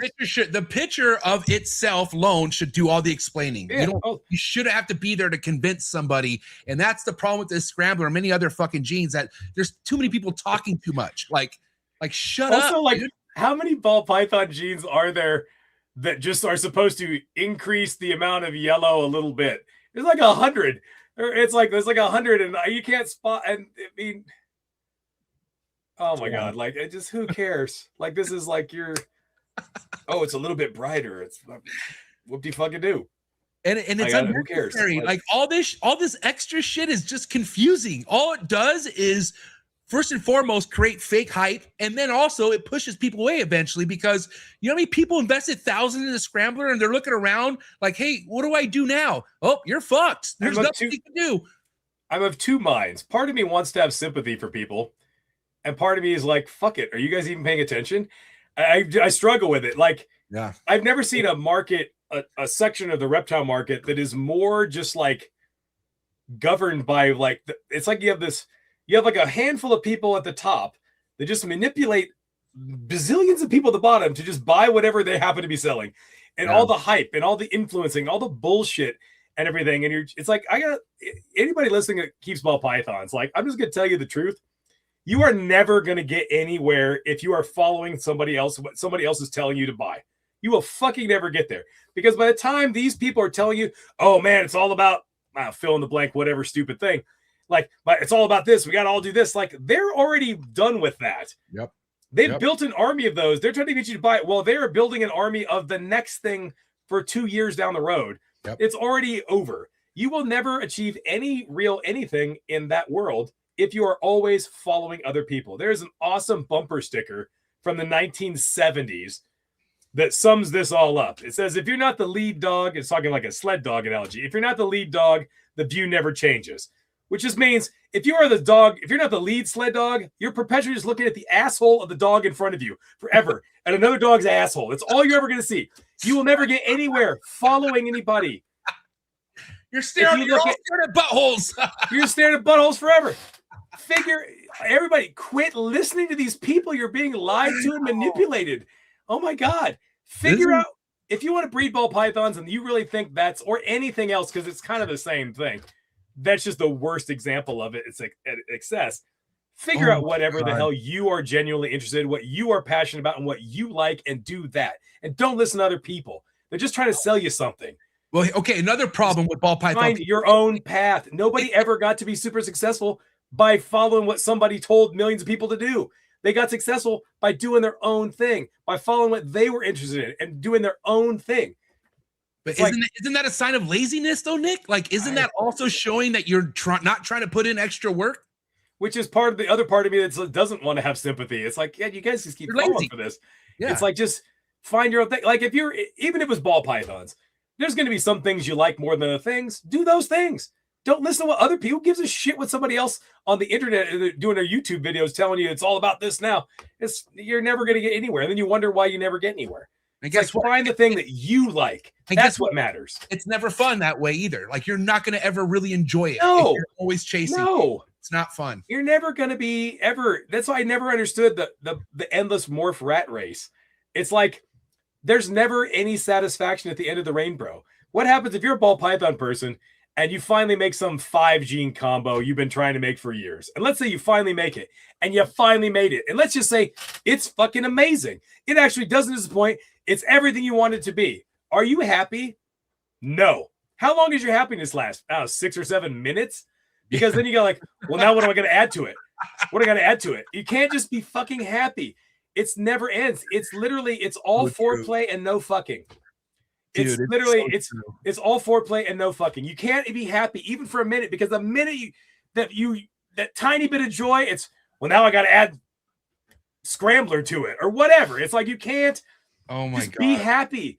There's never there's nothing at the end of the rainbow. It's always just got to just add something else. It's like, you can't just like take the victory lap and be happy. Wow, that is a completed thing. It's beautiful. And I'm happy. It's nope.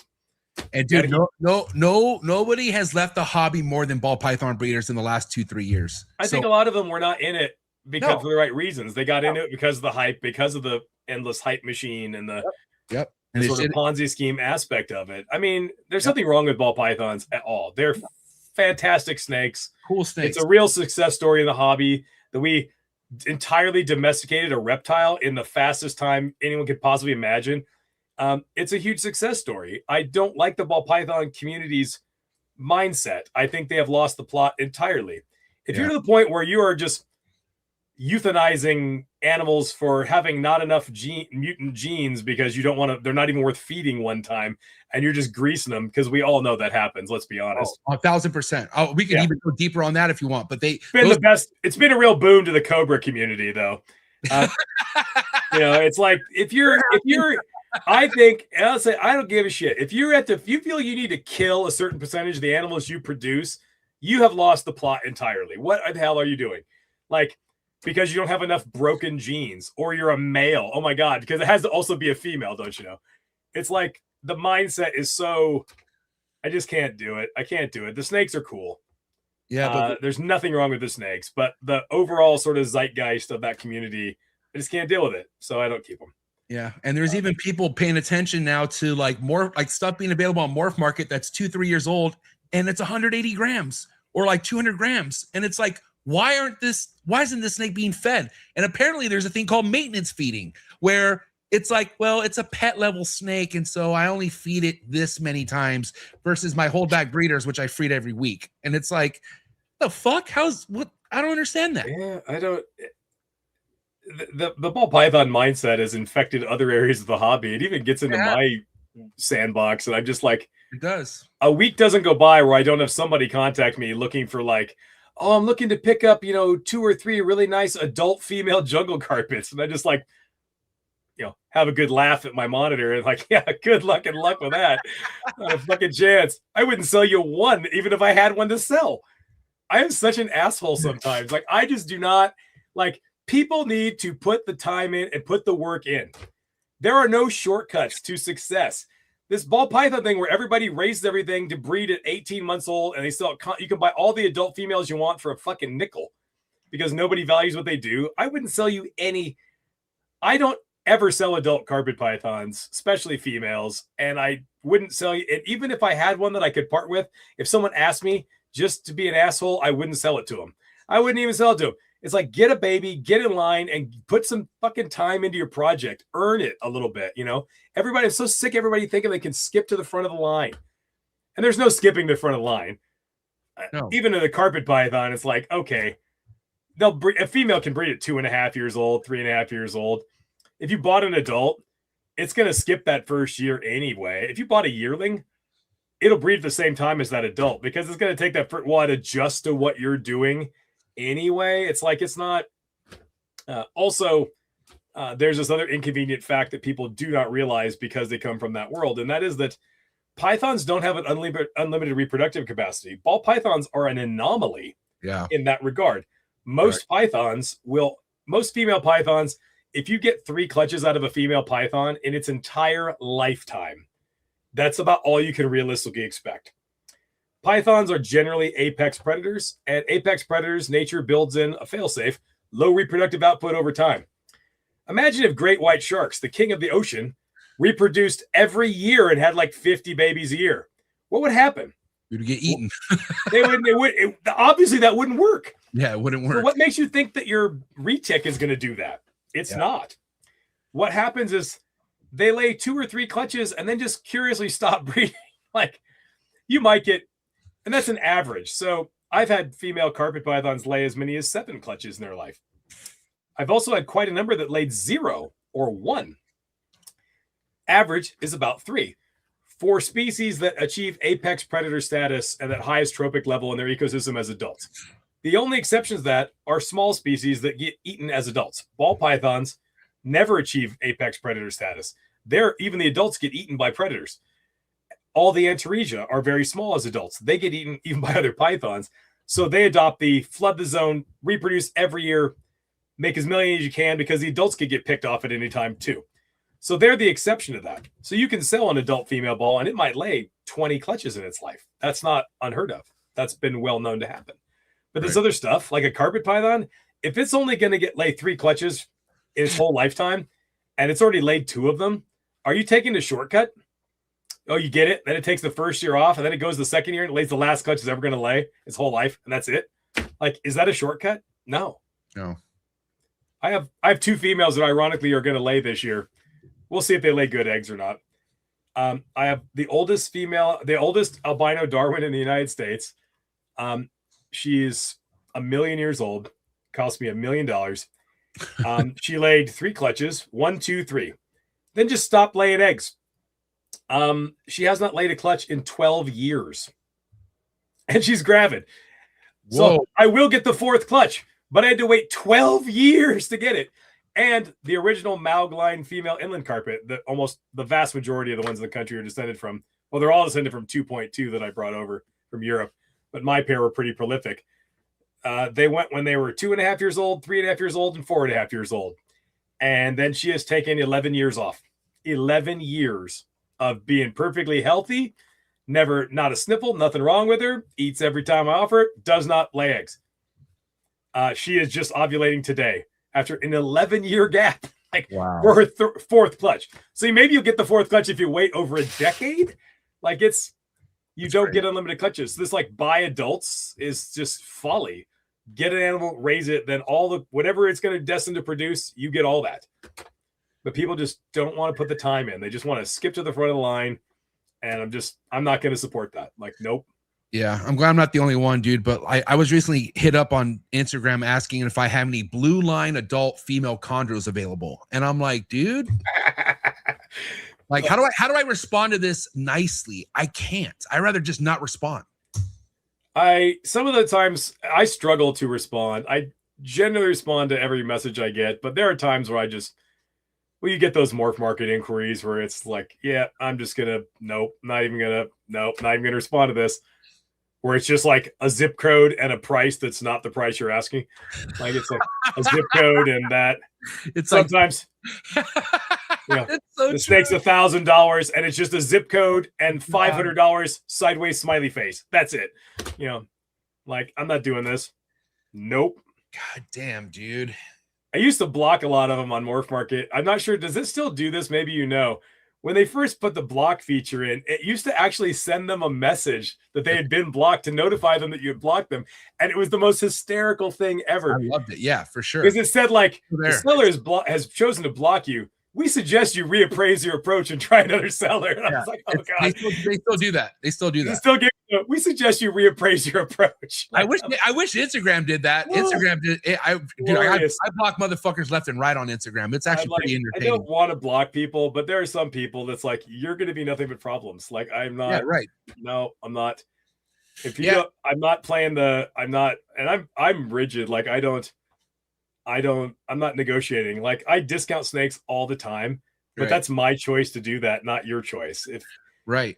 And I do stuff all the time. I just sold a pair of snakes. I paid the shipping. People buy multiple animals for me, or they come back. I keep ridiculously good records. So every time I get an email, I just run their name through my little thing to see if I bought anything from me before in the past, even 15, 18 years ago.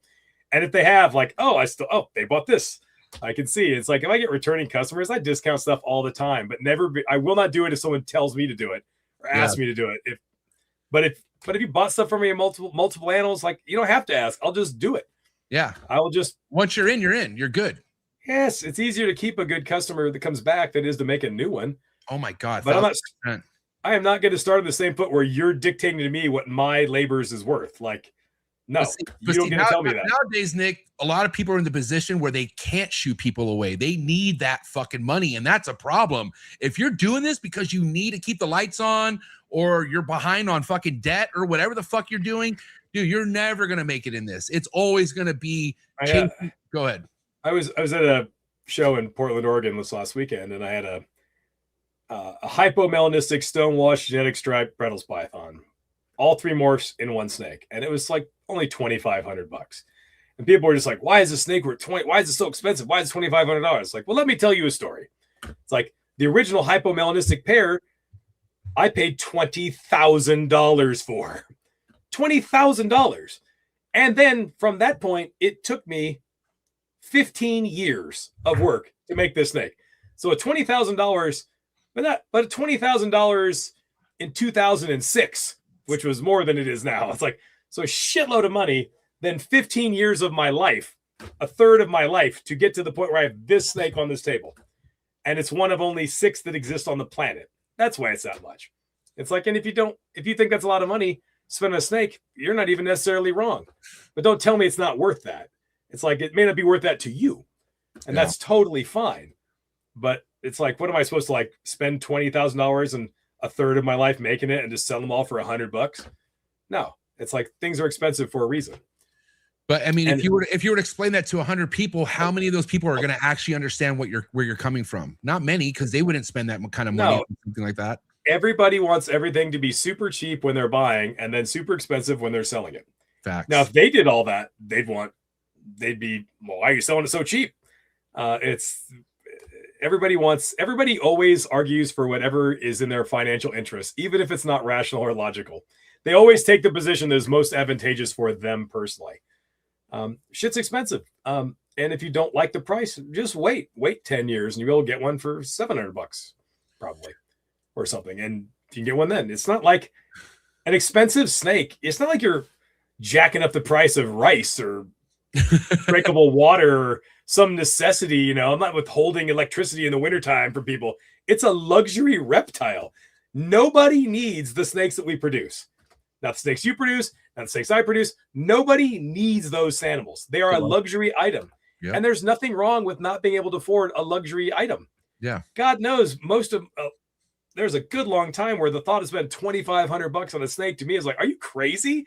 Like, was not in a position to do that. And there's nothing wrong with that. If you can't afford it, like that's totally, there's no shame in that. None at all. It's like, but we're not like, you know, jacking up the price of insulin or something. It's like that people need. It's a luxury snake. You're like, I can sell you this exact same species for like $400 and you'll have a great time with it as a pet. You're just paying a lot more for an alternate paint job, basically. It's like, just don't buy it. It's like, if you don't like it or you don't want to pay the price, don't buy it. There's a bunch of stuff I think is stupid money. I would never pay what people pay for some things. And even though I could pay it, it's not that I don't have the money. I just think that's not worth that much money. I'm not paying that. So everybody makes those decisions for themselves. I think you chondro people are crazy for what you charge for hybrid chondros. I think it's nuts. I can't get my brain around it. But if you guys are happy with the market, you guys are happy buying it and selling it and doing that, it's not, who am I to judge? I think it's crazy, but who cares what I think? I'm not in that world.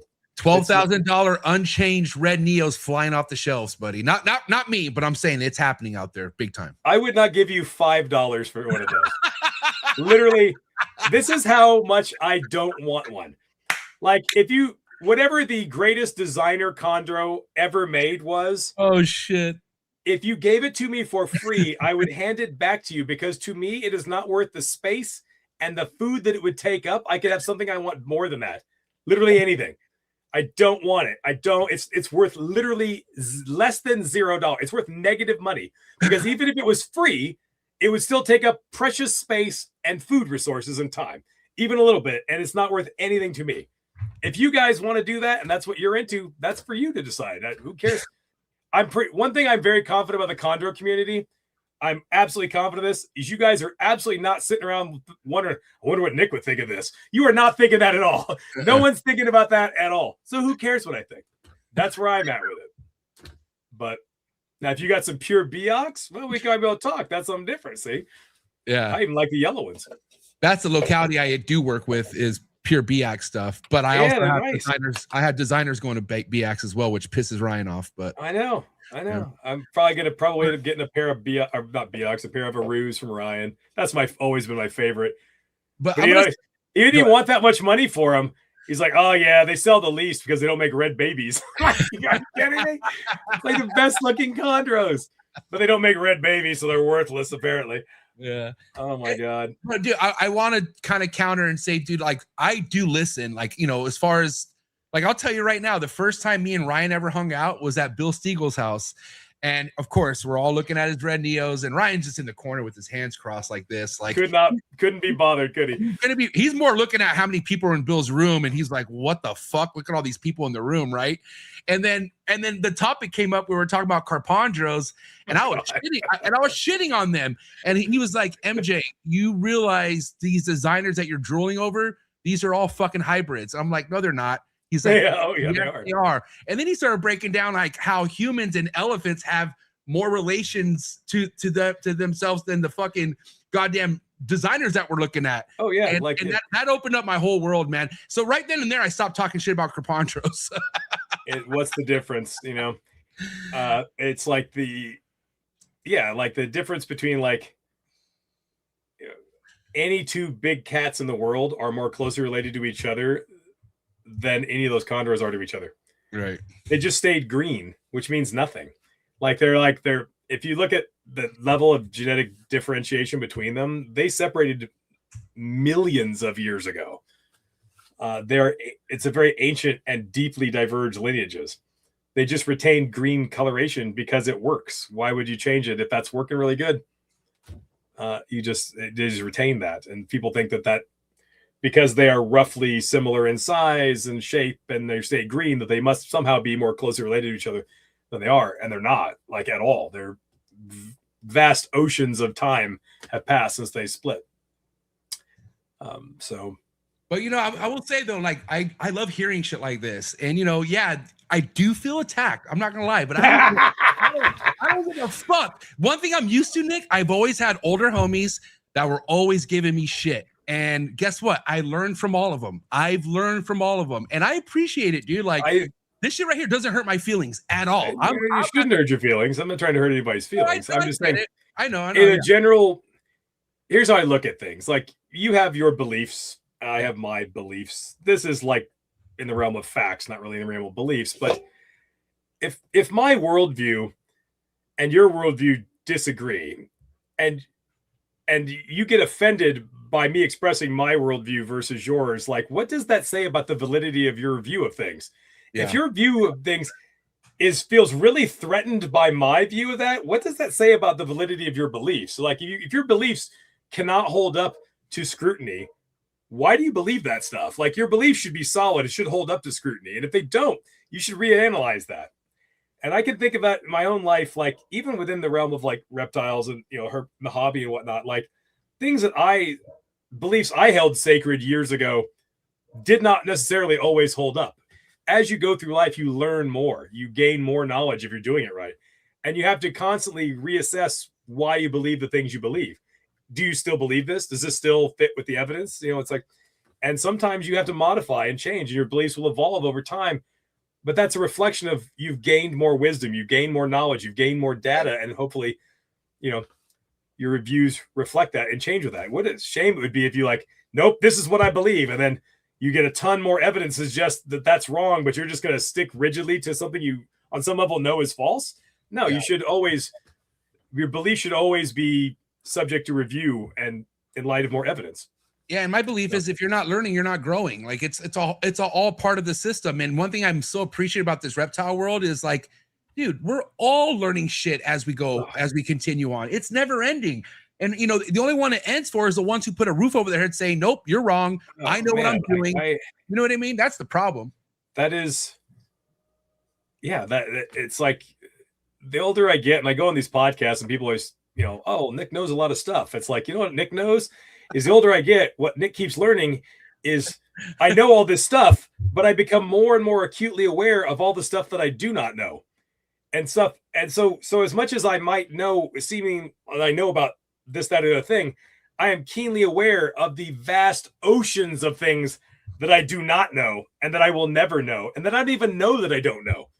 Not only do I not have the answers to all these things, I don't even know what the questions are. I will never even understand the questions of which I don't even have the answers for. There's like what we know is this tiny, it's so infinitesimally small compared to the vastness of what we do not know and will never know.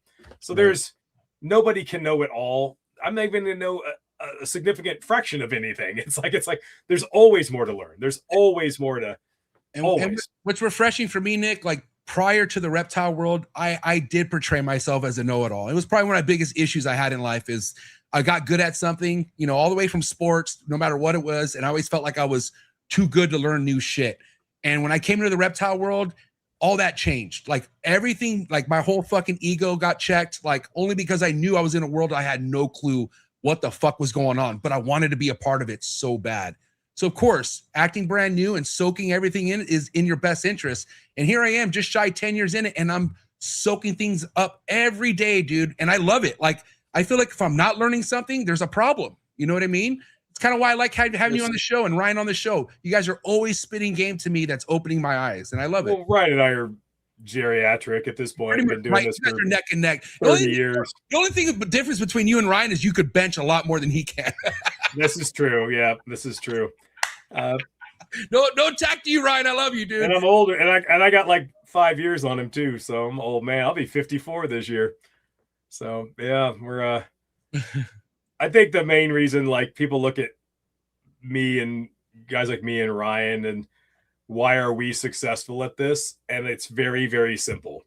We never stop doing it. If you know people in the hobby, most people in the reptile hobby at some point sell their animals and get out of the hobby because whatever happened in their life. And then maybe 10 years later, they get back into the hobby again a little bit. They're in, they're out, or whatever. Ryan and I are successful because we never did that ever. We just built up big collections and then just kept going nonstop for 30 years, slowly building knowledge, expertise, reading books, learning stuff. It never, ever stopped. And you just eventually you get somewhere. Like it's not even, I don't think that Ryan, either one of us is particularly amazing at breeding snakes. We're not the smartest guy in the room necessarily. We're not gifted in any way. It's just a participation trophy. We just kept going. And eventually it's like if you just, you know, looked off at some mountain off in the distance, you're like, well, that's 1,000,000 miles away from now. And you just took a couple steps a day. Given a long enough span of time, you would eventually get there, wouldn't you? You would eventually arrive. It might take a long time, but if you never get out, you never stop, and you just keep progressing little by little, year in, year out for 30 years, you eventually amass a lot of snakes and a lot of knowledge because you've just kept going.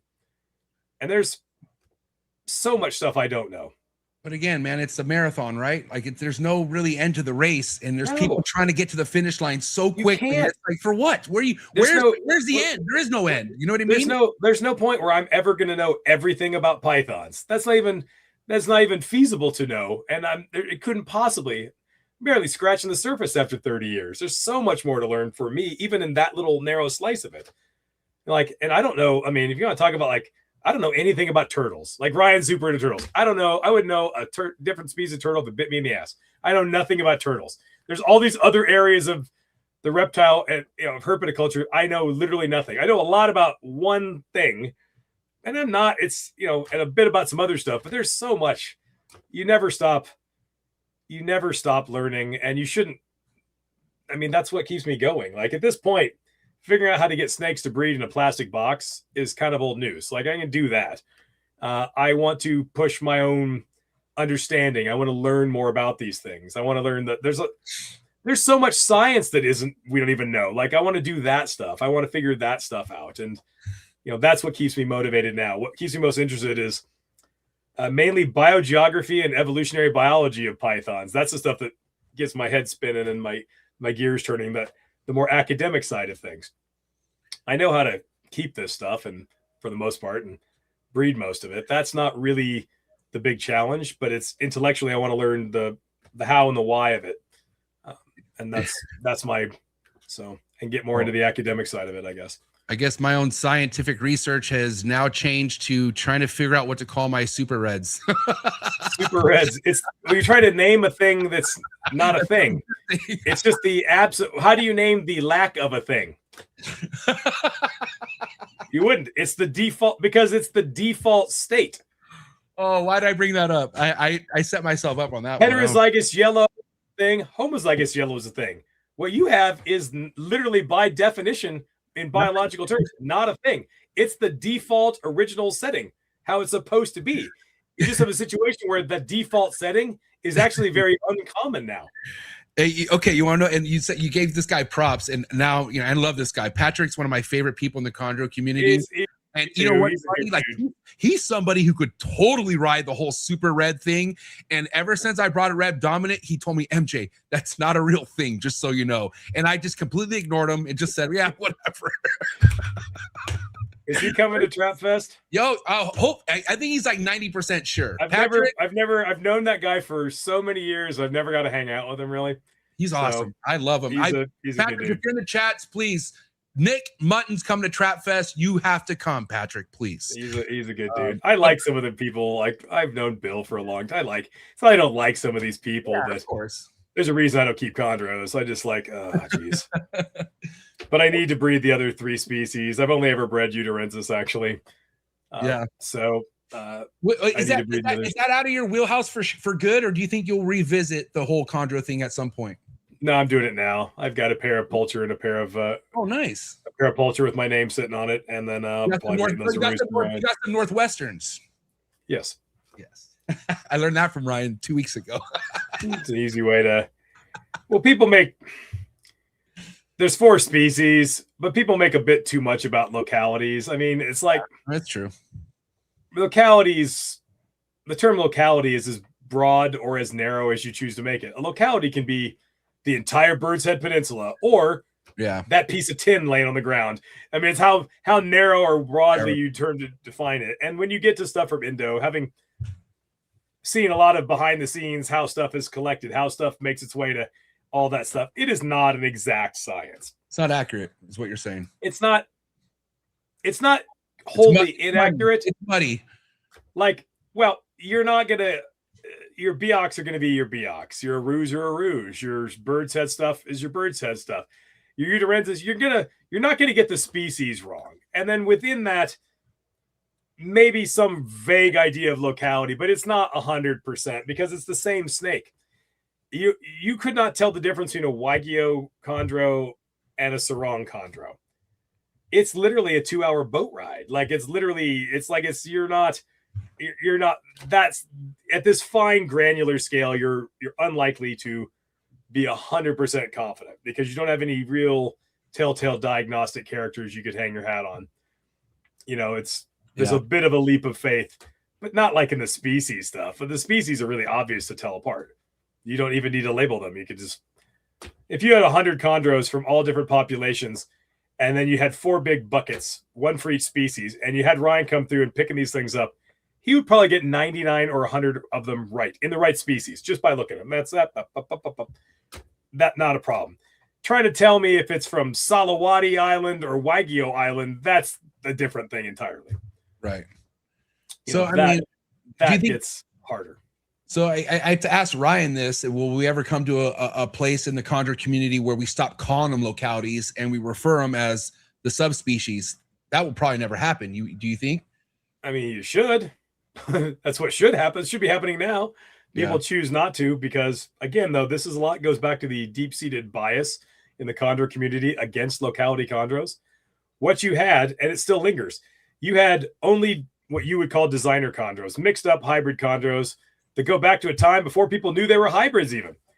And that was what people bred, and that was what was selling for big money. And then you had the rise of like the farm-bred locality chondros for way cheaper. rather than embracing that, the Chondro community decided to try to squash it.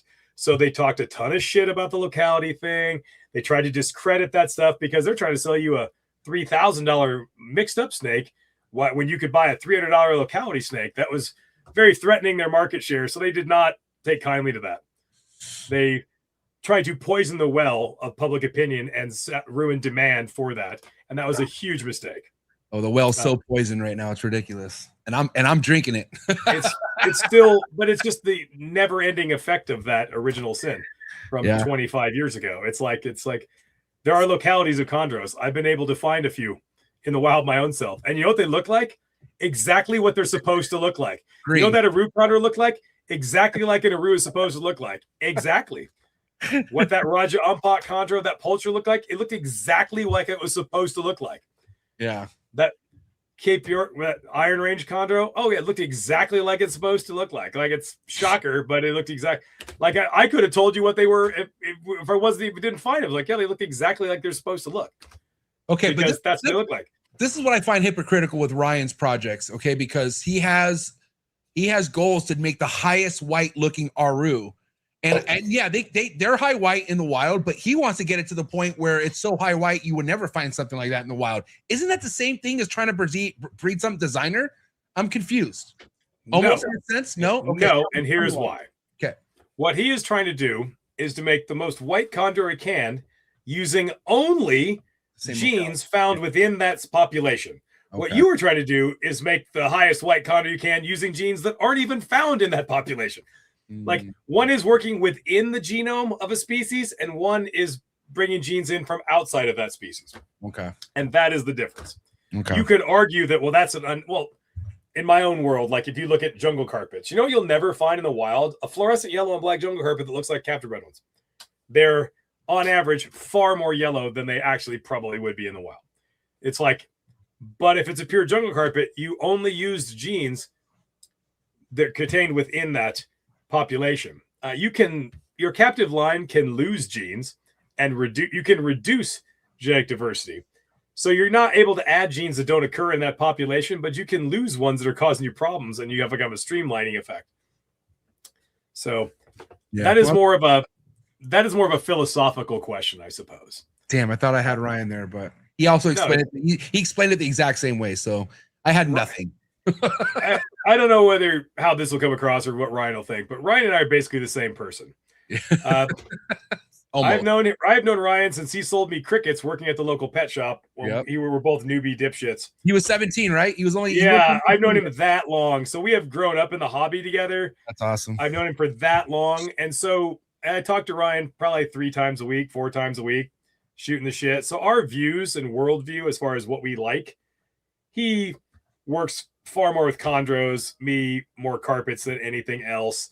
Part of the reason is that it's not that he doesn't like carpets and I don't like chondros. It's an unwritten, not a rule, but an unwritten sort of dance we do to not step on each other's dick so much. We have our own little areas. I mean, he has some carpets. I will have some chondros again. It's not like, but I'm not going to neither one of us is going to make a big push into the other one's wheelhouse necessarily. But our views on things and what we're interested in and what we want to see, what we want to do, and what drives us, I think it's a function of being around each other for so long, influence each other a great deal. So he is like the analog of me in the chondro world and me of him in the carpet world. Our views are, if Ryan made a big push into carpet pythons, he'd be just doing exactly like me. It'd be all as locality specific as he could possibly get. He wouldn't hybridize anything. It'd be the same sort of thing. Yeah. And in chondros, I would be doing the same thing. Yeah. Even now, as I look to pick up a few chondros of these species so I could breed the 3 I haven't bred, I will only get chondros that get Ryan's seal of approval because he's more knowledgeable. It's like, you're not wrong. And well, look at what carpets does Ryan have? Where did he get them from? Yeah, you guessed it, from me. It's like, am I gonna get my Arus? He's the only guy I would trust to get a captive bred Aru from would be him. You know, that sort of thing. It's like, and the Pulcher I'm getting aren't from him, but I got his seal of approval on them. Make sure they were legit. Like, what do you think? Like, it's like, so, but I guess you hang out with somebody, you know somebody for that long that you kind of can't help but kind of parallel tracks. My love for Ryan solidified when I actually hung out with him, and I've hung out with him a lot more than one time, and that's when I realized how special of a fucking individual Ryan Young is. Not only with his knowledge, but this guy Zingers, bro, he's quick on his feet when it comes to talking shit. I'll tell you that much. It's because we're old and we don't care anymore. Like he just doesn't. Yeah, he doesn't. He will lose. He don't care. People always want me on their podcast because I'll bring out the hot take. I don't care. I'll just say what the truth is. I'll just say the thing everybody else is thinking. Yeah. But so will Ryan. He doesn't care. He's not worried about somebody's feelings. Like, that's dumb. He'll just say it.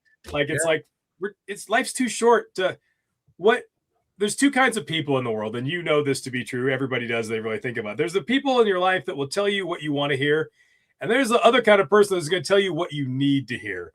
Yep. And it's nice when the thing you want to hear is the thing you need to hear, but sometimes it isn't. Sometimes you need to hear the thing you don't want to hear, and that's what you need to hear. And I don't care if you need, I don't care what people want to hear. I'm going to tell them what they need to hear. That's facts. And they can do with it whatever they want, ignore it, what have you. But we need, the hobby needs to tell the truth to itself. We all, I mean, we all know this saying, the truth shall set you free. It does. It's like, we're all like, you know, yeah, I don't want to, I would rather somebody tell me, I would rather have somebody tell me an uncomfortable truth than a really comfortable lie. Right. Because that's going to do you no service. No, you have no bill. What do you do with a comfortable lie? Like, it's still a lie. It's like, just tell me the truth and I'll deal with the truth. Yeah. You know, reassess, pull back, figure it out, and you move forward. It's like, you can't, people just telling you uncomfortable truth, the uncomfortable truth is always better than the comfortable lie. And that's in every area of my life. How can you, and when you get to be, Ryan's a few years younger, when you get to be my age, you're a lot younger. How old are you now? 40. Oh, fuck, 40. Yeah, it's starting to fall off a cliff now, isn't it? Yeah. That's why, you know, here you've had those thoughts about like, oh man, my body's falling apart now. This fucking sucks. Like, just wait till you get 50. It gets so much worse. It's so much worse. I don't know what podcast it was when we did together, but when I heard that you were throwing up 315 pretty easily, I'm like, okay, I need to get my shit together. So I'm proud. I'm proud to say I just recently hit 300 on incline yesterday. So free weights? No, the bar, incline bar, 300. Free weight. Yeah, was that? I thought free weight was dumbbells. My bad. So no, both are free. Incline barbell. Yeah, incline barbell. That is no joke because incline is way harder. Yeah. There you go. I got up to the point of pressing 435 on the flat bench. God damn, bro, that is insane. Oh but my god. To show you how much harder incline is, when I was at my strongest, it was right before COVID, and then I never quite recovered if they closed all the gyms and all that bullshit. Yeah. But I was at 435 on the flat bench. I was doing like, I could get like 315 on the incline for like 2 reps, which is a lot less because it is a lot. So if you could incline 300 and how tall are you? Way taller than me. 6 foot. So you have a huge mechanical disadvantage in that your arms are probably 2.5, 3 inches longer than mine. So when you are pressing up, I'm done. You've got to go up here because you just have a longer arm. So if you have the same size muscles as me, but the lever you're operating, your arm is longer, you're at a mechanical disadvantage because it's stretched over a longer span. So it's hard that's why when you see competitive bodybuilders, they're almost never 6 feet. It's rare for them to be 6 feet tall. They're always like 5'7". You have a mechanical advantage. I have like a wide chest, a thick frame, and relatively short reach. So I have a lot of power. For you to get 300 at your height, that's no joke. Thanks, man. So you must be putting up 315 on the flat then.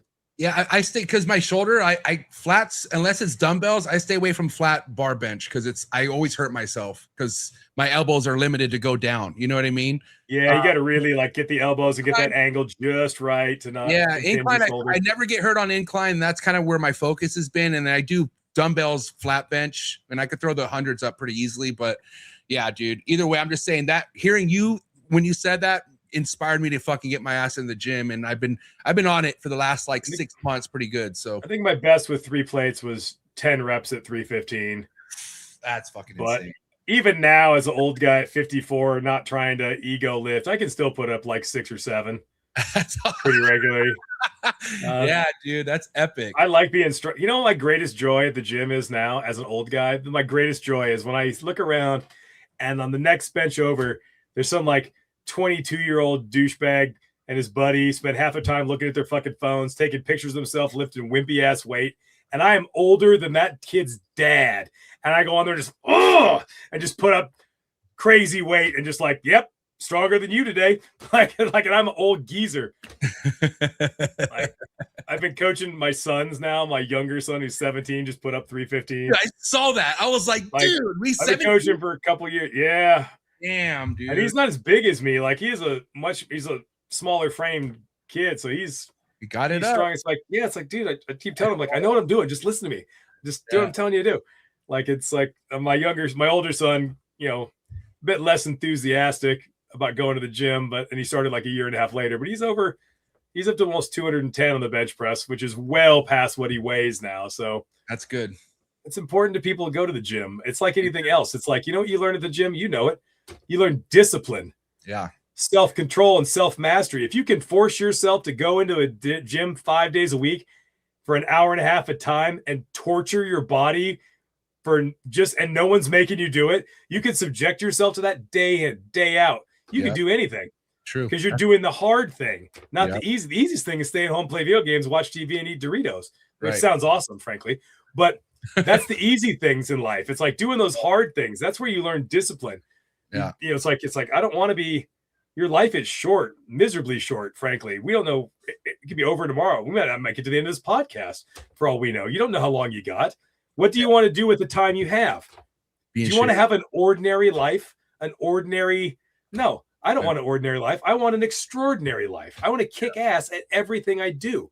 I want to have a life that at the end of it, when it's all over, like, man, I did some shit, saw some stuff, did some things, had some adventures, had an awesome life. I want to live the shit out of it while I have that chance. And I think so many people, they put things off. They think they have forever and they don't. You don't have forever. You better get out there and get living, because you're already dying. You know, it's like you're dying either way. It's like, get out there and do it. Be the best version of yourself that you can be. Be the biggest, fastest, strongest, smartest version of yourself you can be. You don't have all day. So that's why you go to the gym and you incline 300 pounds. I was surprised when you said incline, because man, that's legit impressive. Yeah. And I'm squatting 415. Man, that makes my knees hurt even talking about it. My knees are so shot. My back is shot. And squats are over. I've had 4 knee surgeries, bro. I've had 3 ACL reconstructions and 1 meniscus, and I'm still squatting like that. You better be careful. I've had knee surgery on both knees. Yeah, like you got to be careful, especially when you get older. I'm on peptides, man. That BPC 157's fucking been a magic fucking thing for me, dude. I feel like I'm 17 right now with that shit. Yeah, no, it's just be careful when you at 40, man. Your muscles will still respond, and you can build muscle. You can get stronger. But your tendons and ligaments don't really ever get higher risk of injury. So just make sure you're super hydrated all the time. You're doing all that stuff, and make sure you can't afford to fuck around in the gym. You better have good form at 40. You better make sure your form is on point and stuff. But hell yeah. But are you the strongest you've ever been? Yep. Strongest as ever a 40-year-old man, right? It's like, as a 40, and you go to that gym and you look around all those 20-somethings and you know you are stronger than all of them. Yeah. Right? Yeah. And you know, and you ever think this thought? It's like, as I do, maybe I'm weird, but it's like, man, if the zombie apocalypse happens right now, I would kill and eat every one of these fuckers. Like all these 20-somethings, they would be protein for me. That's how much I would dominate. Like, as an old ass man. Oh, all right. Listen, I got to wrap it up, Nick. This was awesome, dude. And it sucks because there's not too many people I want to do 4-hour episodes with, and you're so that guy. I could easily do another 2 hours, but I hear my kid crying and my wife's wrestling with 2 children, so I got to wrap it up, man. This was a pleasure. I'm looking forward to having you at Trap Fest, dude. I'm so stoked you're coming. Shout out to Brandon Wheeler for delegating this and getting you over. But once you're here, man, we're gonna catch up. We're gonna kick it. We're gonna have a great time, dude. We are. I will. I'll buy. I'm gonna eat some dinner here in a minute, and then I'll buy tickets tonight. And this will be fun. Be a fun few days. All right. Hey, Nick, if anyone wants to follow you or hit you up, where's the best place for them to do that? I'm easy. I'm all over the place. I'm on Instagram. Just Nick Mutton. I'm not hot. I'm the easiest guy in the world to get a hold of, actually. Like and I'm so old that I'll actually answer the phone and talk to you if you called me. I'm just because I grew up before smartphones and texting and all the rest of that. So I'll just have a conversation like a normal person. Like I'm easy. Yeah. I'm probably too available, actually. I'm probably a bit too easy to get a hold of, but yeah. No, all right. I'm easy to find. I'll put the link in the description below, and can't wait to have you back, guys. But do me a favor, give it up. It's a wrap for the great and powerful Nick Mutton, ladies and gentlemen. Thank you, Nick. Hey, great episode, bro. Thank you so much. Have a good night, all right? Thanks. Later. Dude, what a great episode. I had a feeling. I'm like, this is going to be a fucking banger. And sure enough, dude, it delivered. Shout to Nick. I'm looking forward to having him at Trap Fest. And if you guys want details on Trap Fest, where it's at, come join my Patreon. First link description below. Got all the details on the community page. And looking forward to a lot of you guys going, man. This is going to be epic. And again, thank you to everyone who tapped in. Appreciate all the love and support. You guys are awesome. Quick words from my sponsor. So check out all my sponsors. Find the link in the description below. Have a good night, and I'll see you at the top. Sorry for the interruption, folks, but a quick word from our sponsors. Shout out to tonight's sponsor brought to you by ZooMed. ZooMed is proud to be supporting the Trap Talk Reptile Network. At ZooMed, reptiles are our passion. For over 48 years, we've been creating premium foods, supplies, and habitats for reptiles and other exotic animals. We're a company made up of hobbyists that test our products on the hundreds of animals that we care for here every single day. Whether you're an established breeder or a first-time hobbyist picking up your first ball python, ZooMed has you covered with everything you need to keep your animals happy and healthy. I'm excited to talk about this new product with ZooMed called the Slither Sense. It is a remote temperature and humidifying monitoring system, which we all know how important temperature and humidity is to your reptile. And for you to have remote access to your temperature and your humidity in your reptile room could really, really be a game changer for the longevity of you keeping reptiles. So guys, make sure you check out that product. Find the link in the description below. Click on it right now. Give me your feedback in the comments below. Let me know how you're liking a brand new ZooMed product.